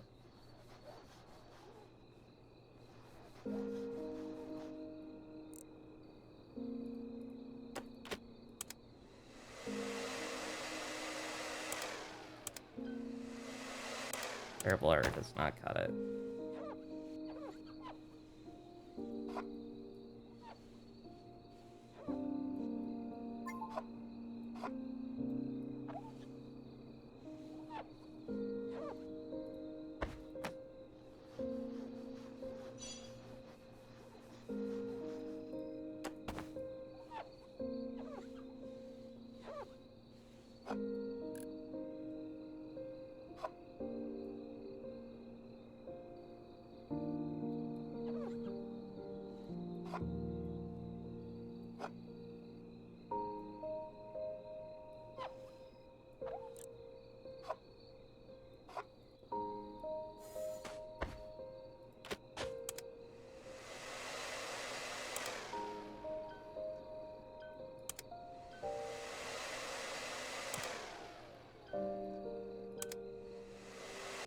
Up, I see it.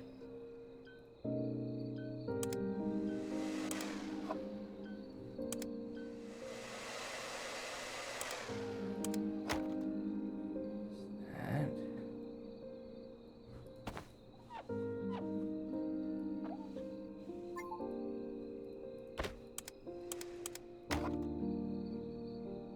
Oh, I just blatantly missed all that there. Damn.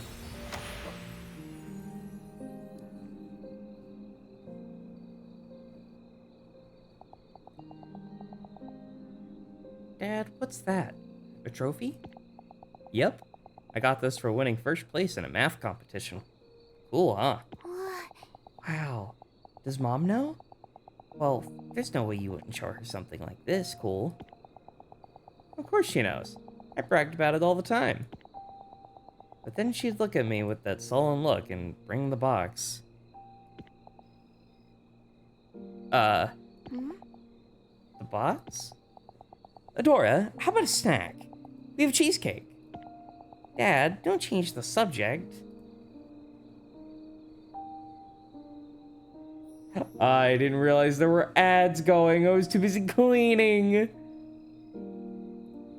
Alright, well, for those that are subbed and or have turbo, we're gonna go to a BRB while the rest of ads finish out, and we'll continue when we get back.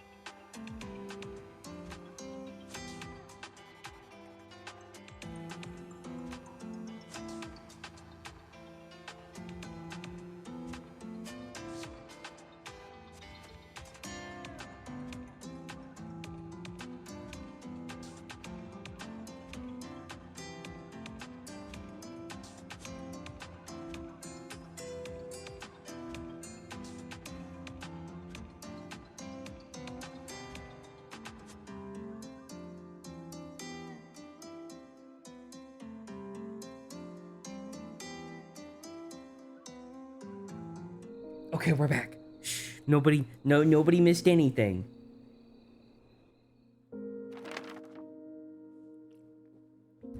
So this was the box that Dad had mentioned.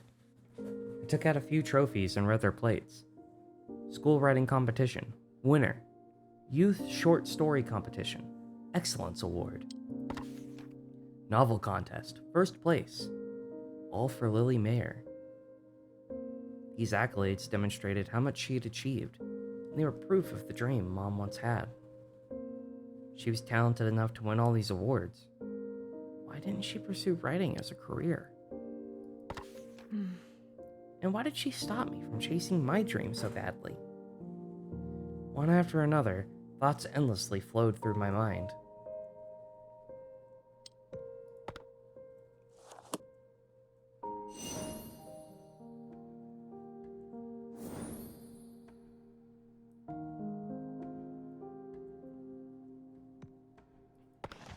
Oh, we're gonna clean a typewriter? Hell yeah. Can't wait to write Trill. Things were never the same after Mom threw away my cassette tape. I couldn't pretend that nothing had happened. This animosity persisted after high school, as I left home to study music at a distant university. I told myself I wouldn't call her until I had succeeded. Back then, I believed that once I graduated university, success would easily find its way to me. However, just as Mom had warned, the world was much colder than I had thought. The words and words of praise became more and more meaningless. The further I drifted from success, the more I avoided calling Mom. I could already hear what she'd say. "That's why I told you to stop. I told you it'd be a waste of time." I wasn't ready to hear those words to my face, even after I had changed my phone number.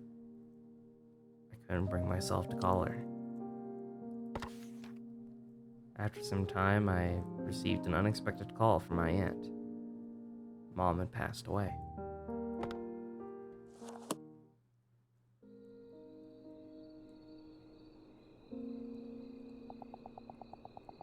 I thought I'd be able to call her anytime I wanted. But I didn't have the courage to. That would mean I'd have to admit that she was right all along.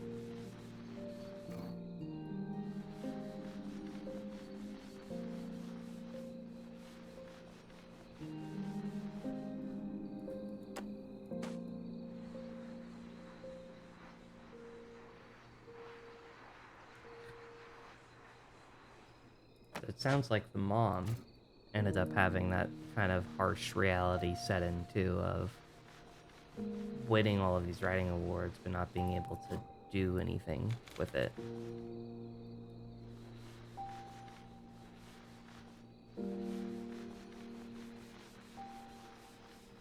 And instead of,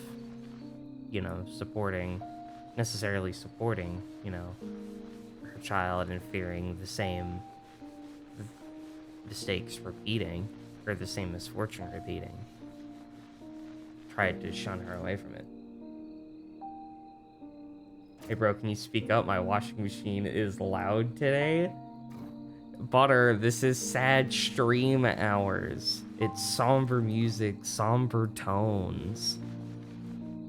Am I really that quiet? I mean, I can speak up. Sorry, it's the theater kid in me coming out going, I gotta talk to match the tone, you know?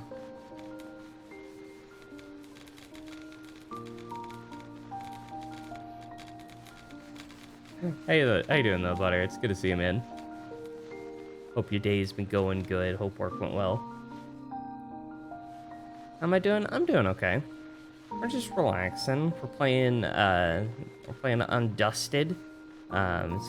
It's a quote-unquote cozy little game, even though it's got a very sad story going on right now. And we're just cleaning stuff, reliving some memories. Just chilling out, having a good old time.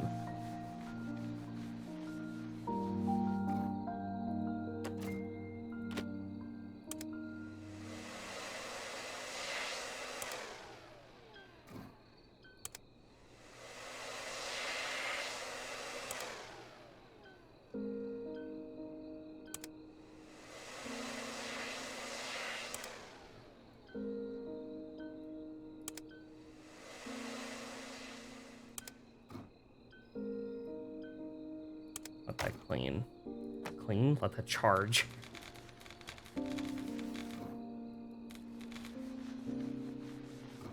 This is like baby's first typewriter. Where are all the keys at, bro? Typewriter's broken, too.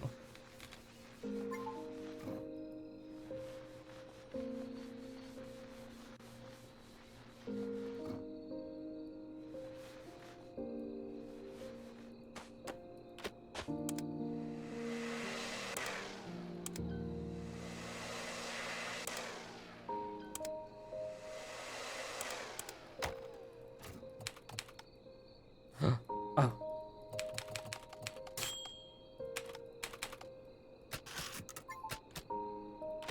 I see.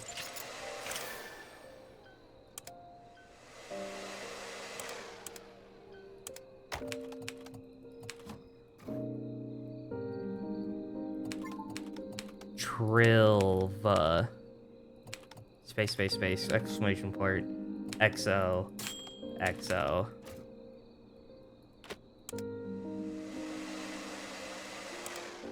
Perfect.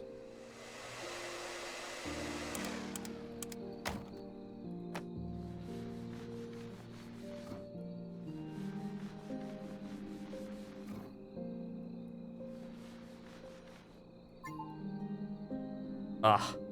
Oh yeah. Look at all that dirt and grime.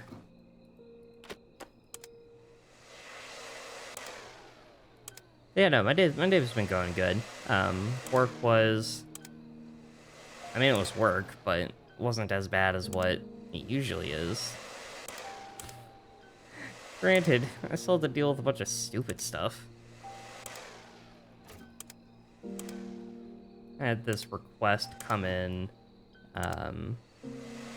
before the end of September that was like, hey, this order's not doing the thing that we needed to do, and it looks like this other order is booked wrong. And then all of the people that tell me where orders get booked to go, you know, I don't actually know where this, this doesn't look right. This looks weird. This probably needs to be booked here. And I just kind of put it in the back of my mind and went, okay, sure. I'll get to that later. And then I started looking at it today and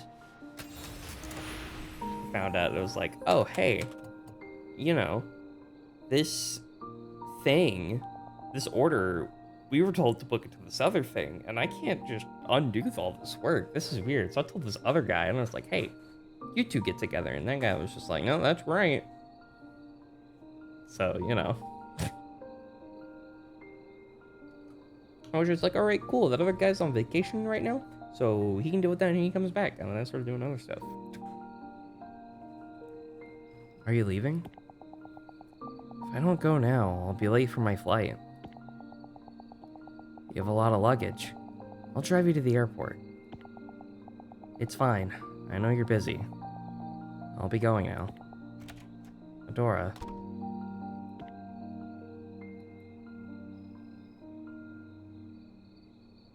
Typewriter that looks like a prop from a black and white film. Seems that Mom typed her stories on it. How she did that with a limited number of keys is beyond me.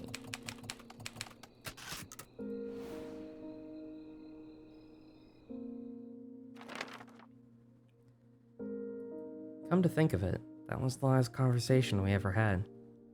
I had left without looking back, determined to return only when I had succeeded. I wanted to prove Mom wrong. But that door I shut so firmly never opened again. I opened the small drawer at the bottom of the typewriter. Inside were sheets of paper and the attic key. Most of the papers were stories that Mom had written. The rest seemed to be contracts. Among the papers were a few letters that began with the salutation, "Dear Miss Lily Mayer." Picked up a letter that was filled with writing. "Dear Miss Lily Mayer, it's been some time since I last penned a letter to you. I recall in your previous letters that you have been a fan of mine for some time now. I wanted to let you know that I read the story you sent this time as well. Please understand that I say this for your sake. I have read your works for a long time now, and they lack any aspect of exceptionality. The bleh. Certainly, you can make a livelihood out of your writing, but I doubt that standard alone would be satisfactory to you. I understand your desire to be a writer. However, discretion is sometimes the better part of valor. I believe that your time would be better spent in another field of work. I truly apologize for conveying these words much too late. Sincerely, Lewis." The guy from the ink bottle.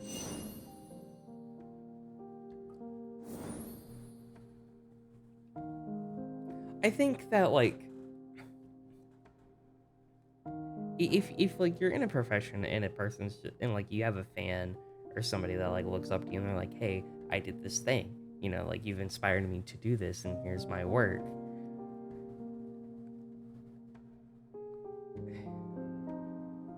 I get like there's a kind of cruel kindness in being like, "Hey, yo, this isn't easy. This is more difficult than what you're thinking it might be. Don't pursue this as a career." Right? But for somebody that like that's their passion, that's what they want to do, I feel like you can't just crush their hopes like that.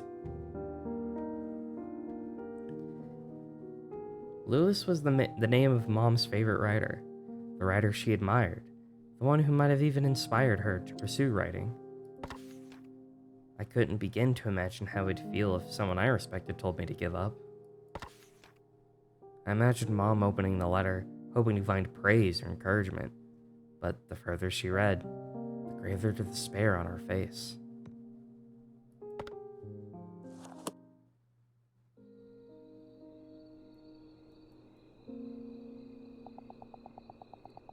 If a composer I admired had said the same to me, I wouldn't have been able to take it either.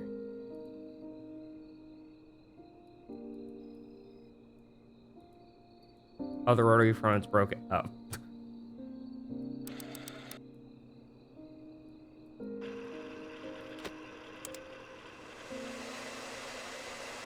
It's rusty. It's rusty.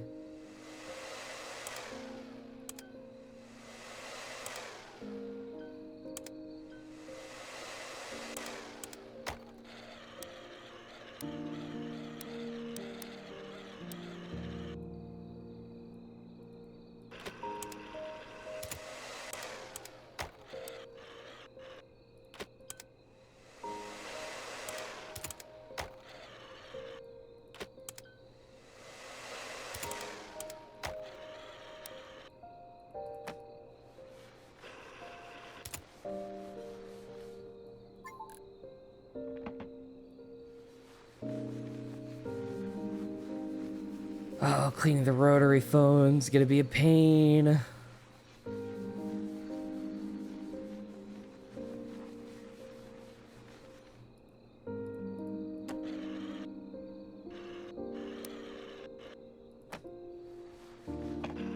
Oh.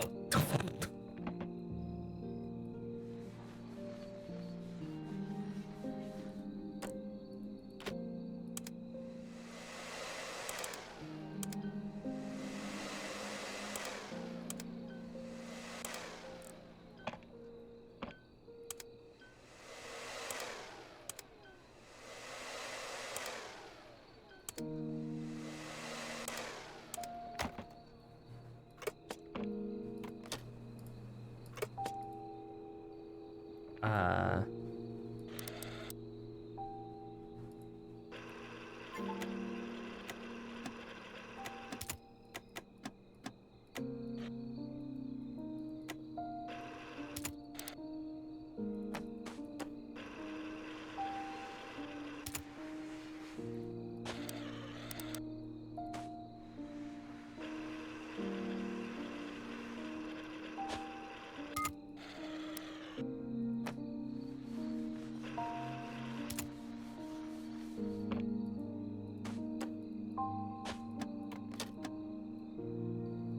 Okay, we'll start from the bottom then.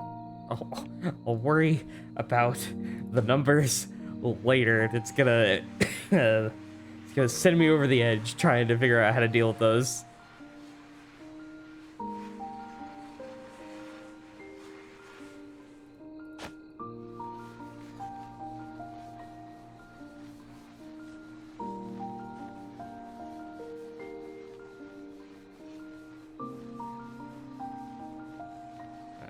Clean part of the phone now while I see it. This thing is rusty. How old's this phone?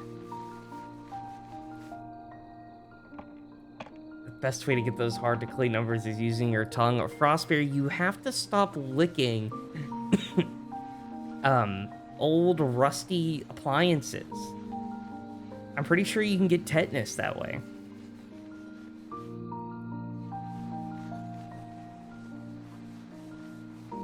Do you just like the taste of pennies in your mouth? Is that what it is?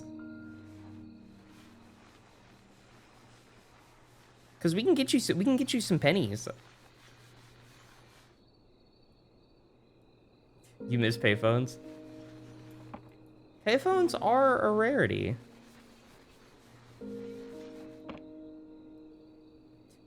You gonna get tetanus? You're up on shots. I don't think the shots are gonna purely 100% prevent it though.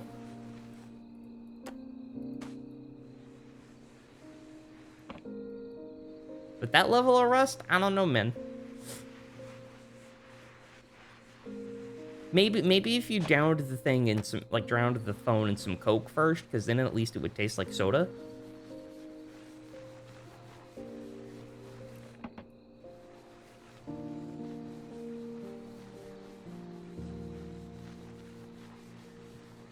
You know, wash down the, you're eating the rust and washing it down at the same time. Multi-track, cleaning.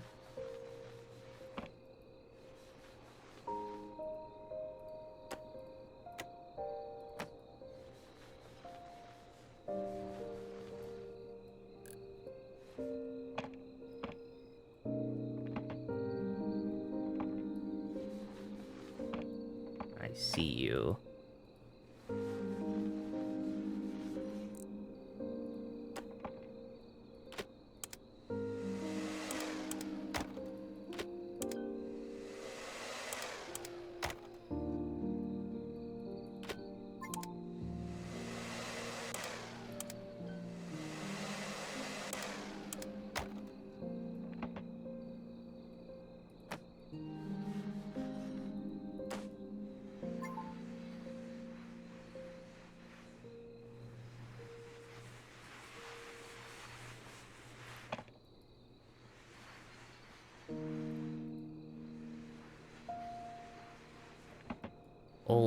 Old crusty phone. There's gonna be more than rust going on in that thing.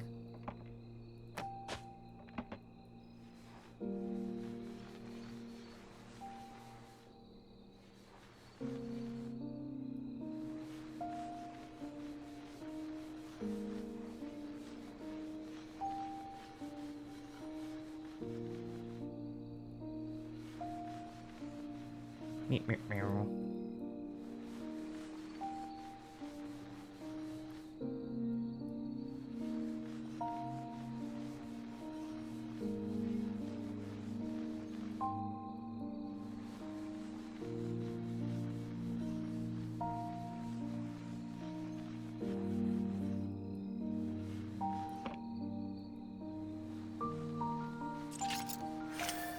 You know, I think my one of my aunts used to have, on my dad's side, used to have, or I think still has an old rotary phone, like connected in their house.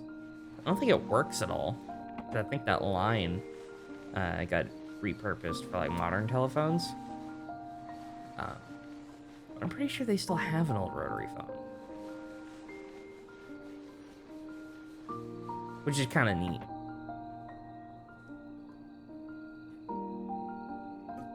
How to cripple a generation, take away phones, and give them rotary phones. I feel like the modern generations, while they would definitely not know what to do if you took away smartphones or even like computer access, I think that if you gave what am I looking for? If you gave everybody in like a neighborhood, like we'll take like an isolated neighborhood, right? And you took away all their smartphones or whatever, but you gave them access to rotary phones and have the... I know how to use a rotary phone! Prosper. I may be younger than you, but like, come on. I'm still old. I know how to use a rotary phone. I think it'd be neat to as like a social experiment to put like a group of current generation kids on a party line with rotary phones. I'd like to see what stupid shenanigans would pop up from today's generation.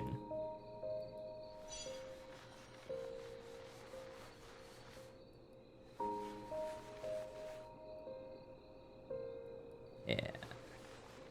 Alright, we're gonna use the blowgun, I think, to get these last few spots.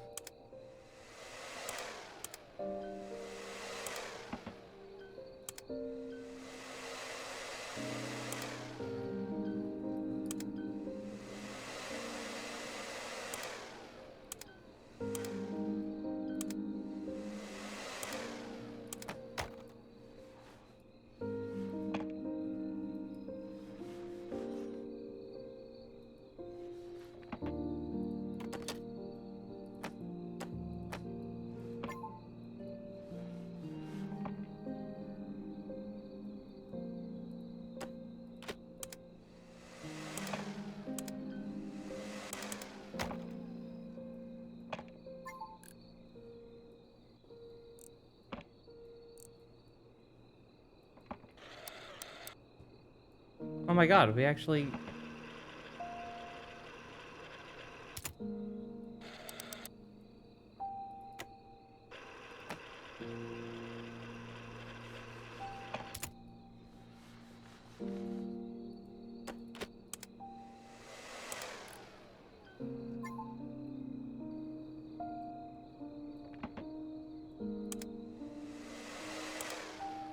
Alright. Alright, toothbrush. We got that entire disc clean, and it's just this thing being a butt.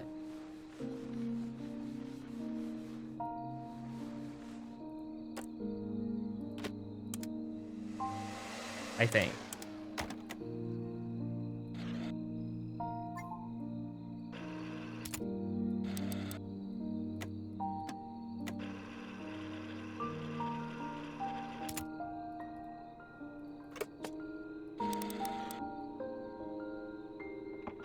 Seven.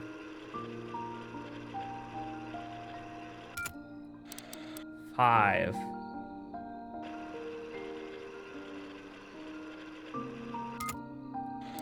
Three. Six.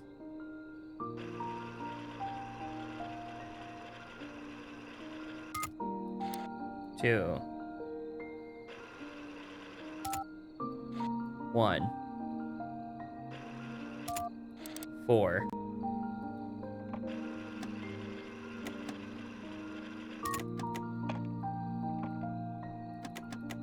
Ding ding, hello.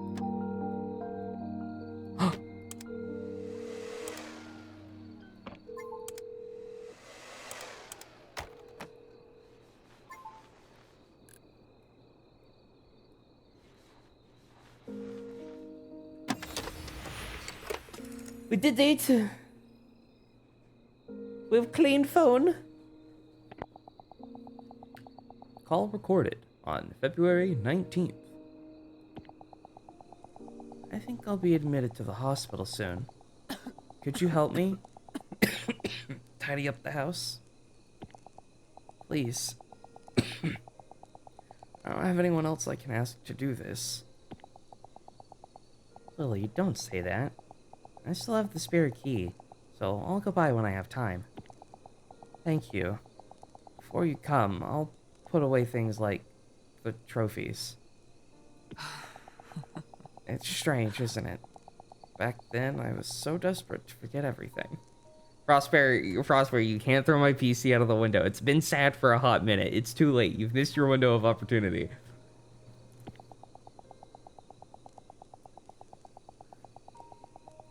But when I was cleaning the house and saw my typewriter and all those trophies, I remembered the days when I wrote so happily. Why do we only realize how precious something is after we lose it? Writing and Adora. Lily, have you called Adora?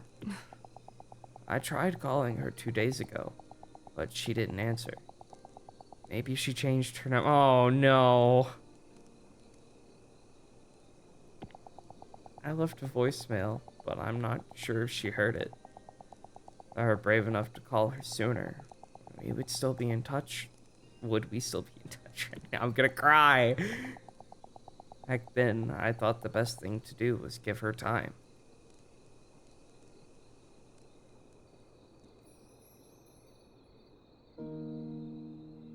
By calling a specific date, you can hear recordings from that day. Oh. No.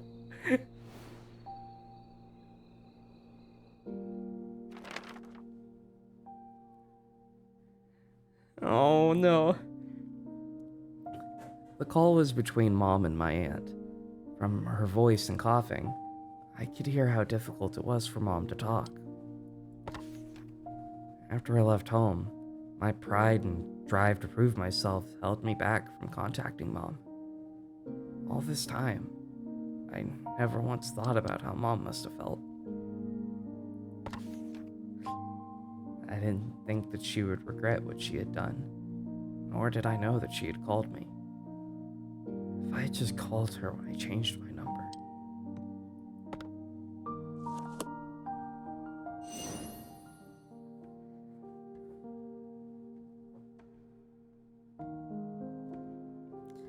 Now, Frostbear, unfortunately for you, Steam does save my save to the cloud, so you're gonna have to also throw out Steam's cloud servers in order to avoid your feelings totally.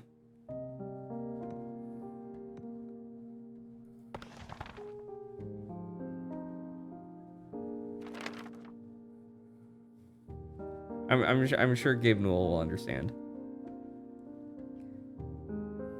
As I looked at the old attic key that I found in Mom's typewriter, it reminded me of the excuse that brought me back home. Finding my aunt's necklace. Maybe she knew everything and sent me here on purpose. I held the rusted key in my hand. It felt cold and hard, but somehow also warm. As I cleaned the key, Mom and Annie's conversation continued.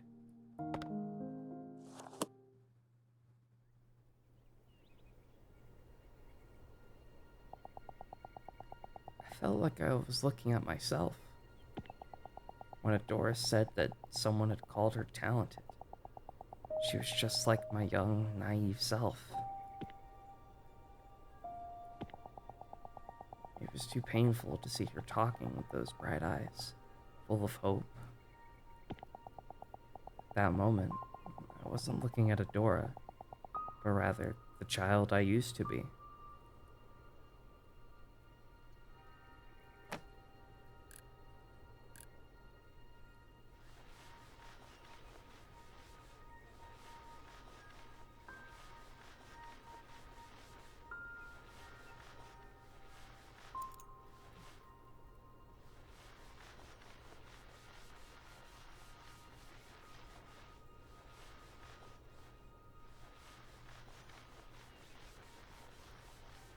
Avoid them, or you could smack them in the back of the head with a shovel and bury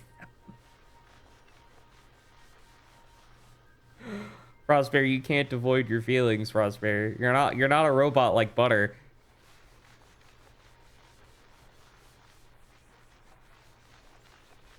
That's his territory.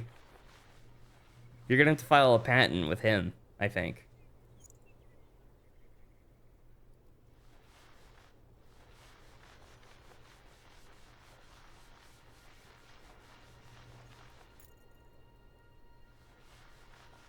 There's one fancy key. When did we stop having fancy keys?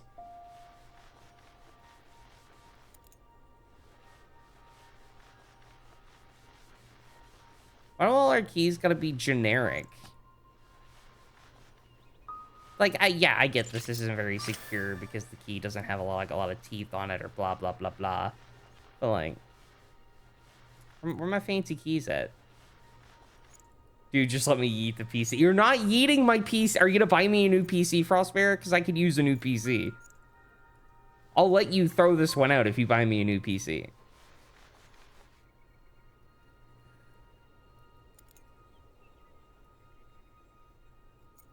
Bigger they are, the less secure they are. I mean, yeah, true, but like, oh, this is an attic key. Who's gonna rob the fucking attic? Yeah, we could break that door down. Come on. The novelty of it, you know?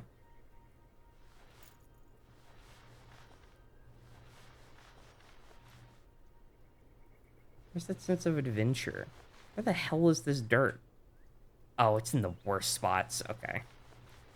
There we go. Why am I making this difficult? I'm not. I need my computer, Frostbear. The attic key that I found inside the typewriter. What will I find in the attic?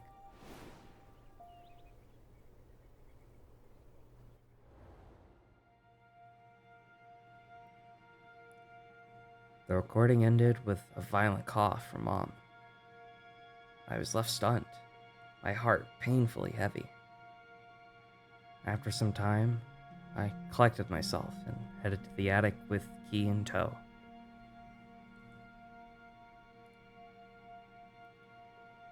The attic had always been Mom's private space.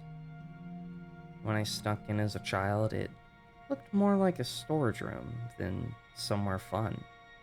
So, I often wondered why my mom liked using it.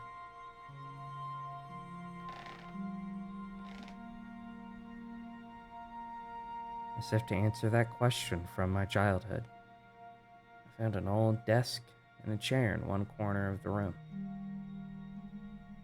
On the desk laid a necklace and a dusty journal with an all too familiar name.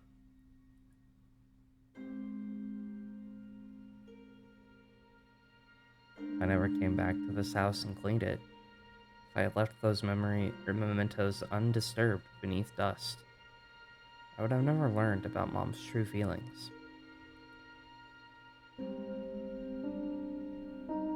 I had a feeling that this diary had been waiting here all this time. Just for me. I carefully brushed away the thick dust and opened it.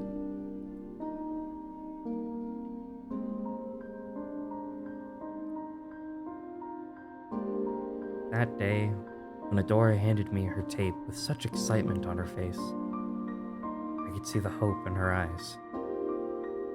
That innocent face, certain she could realize her dream. I knew that face well. I was afraid that she would curse her wasted years and regret everything. I need to stop this now.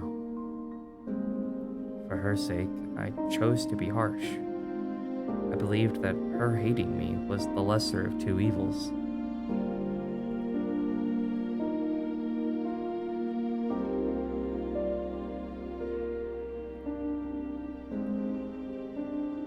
When I started to tidy up Adora's belongings, I was able to see the remnants of her dreams in my hands. Through them, I could feel her sorrows and joys.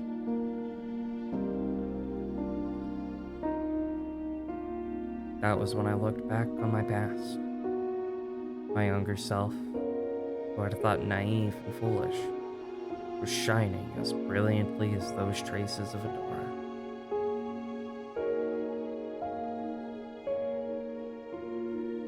I've wanted to tell her my true feelings, but I can't reach her anymore.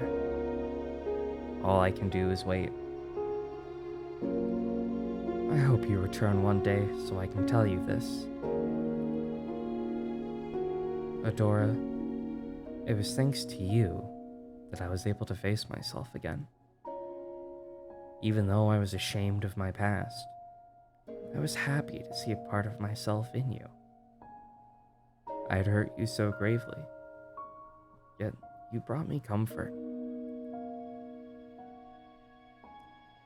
I should have said this to you sooner. No matter what path you choose to walk, no matter how you live your life, I will always love and support you.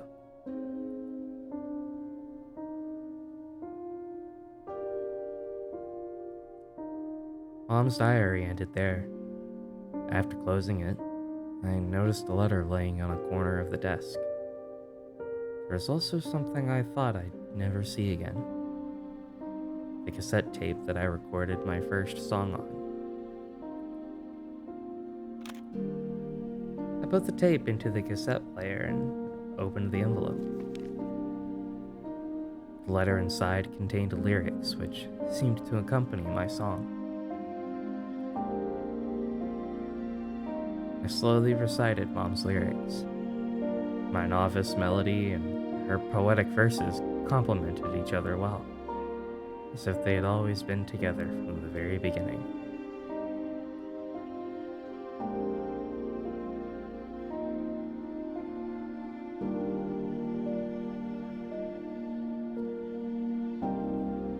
What would you do to see those lost birds once again?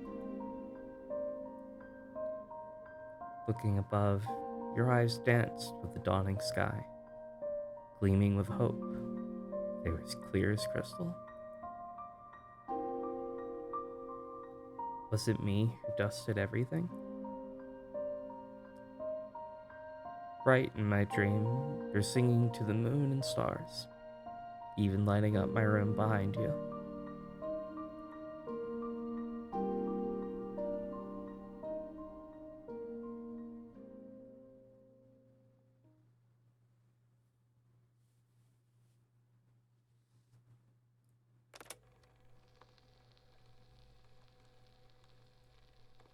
I'm crying.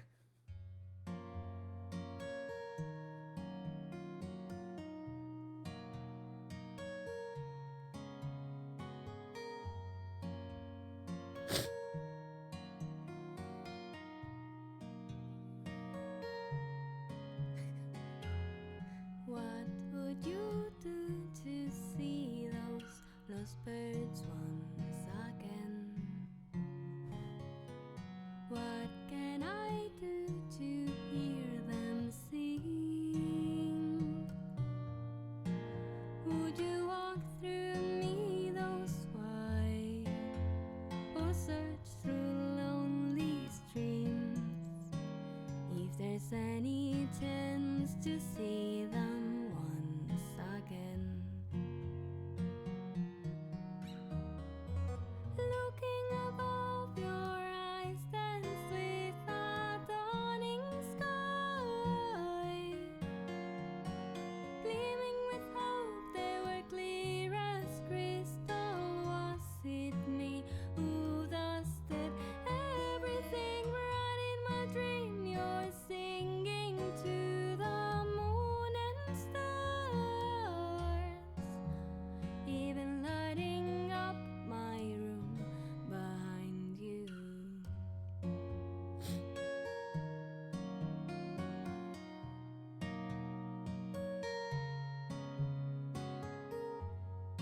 was a good game.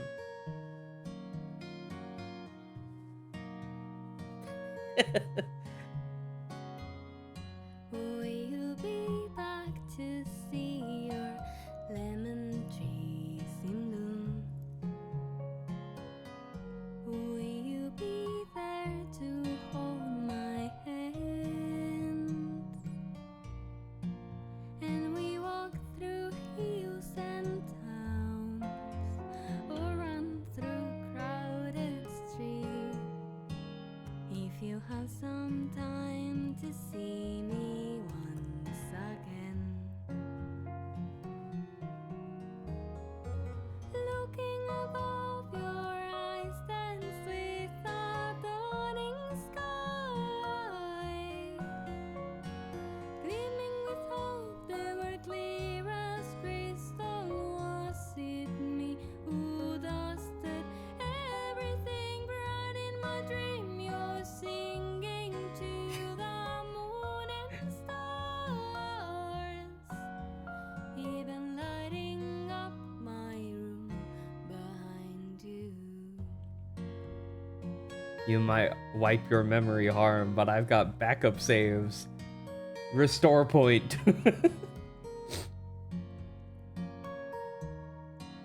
I was just looking forward to a nice cozy game about just cleaning stuff. Like, I just wanted the clean stuff, man. And I got fucking gut punched.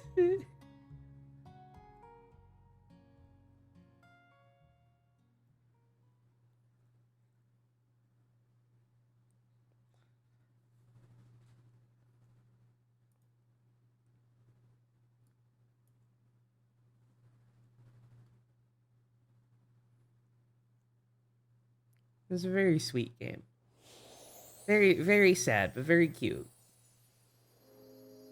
This game is like $10. So for like anybody that wants this, very, very, very cheap game. Very, very much worth it, I think.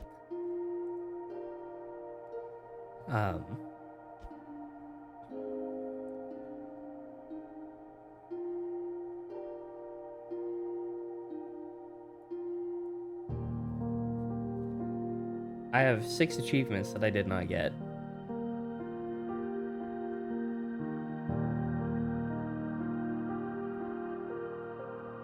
Which is fine. Apparently there's an Easter egg on the telephone, but I don't know what that Easter egg is.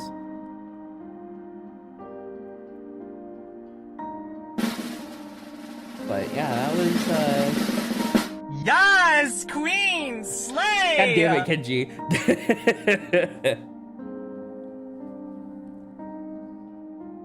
We'll come over here. We'll come over to this end. Hey, thank you, Kenji, for telling us to slay like the queens we are. But that's where we're gonna call it for stream today. Again, just shorter stream. But you know, thank you for everybody for coming and hanging out. It was a sad stream. It turned into. It was very chill. It was very relaxing. Despite that, I feel like. You know, not super talkative, but sometimes you just gotta take in the moment, you know. So we're gonna find somebody to raid.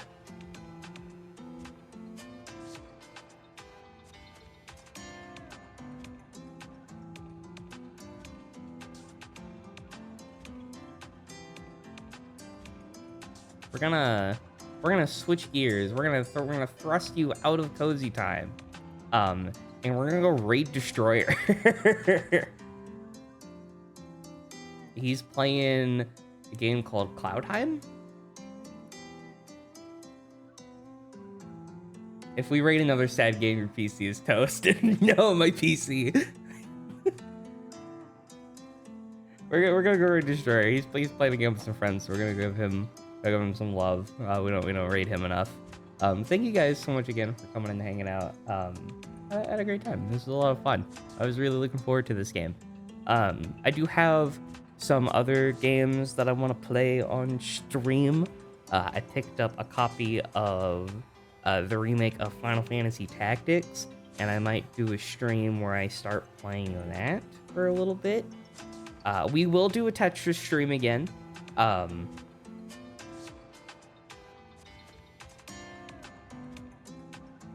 You know, we've got some other spooky games planned.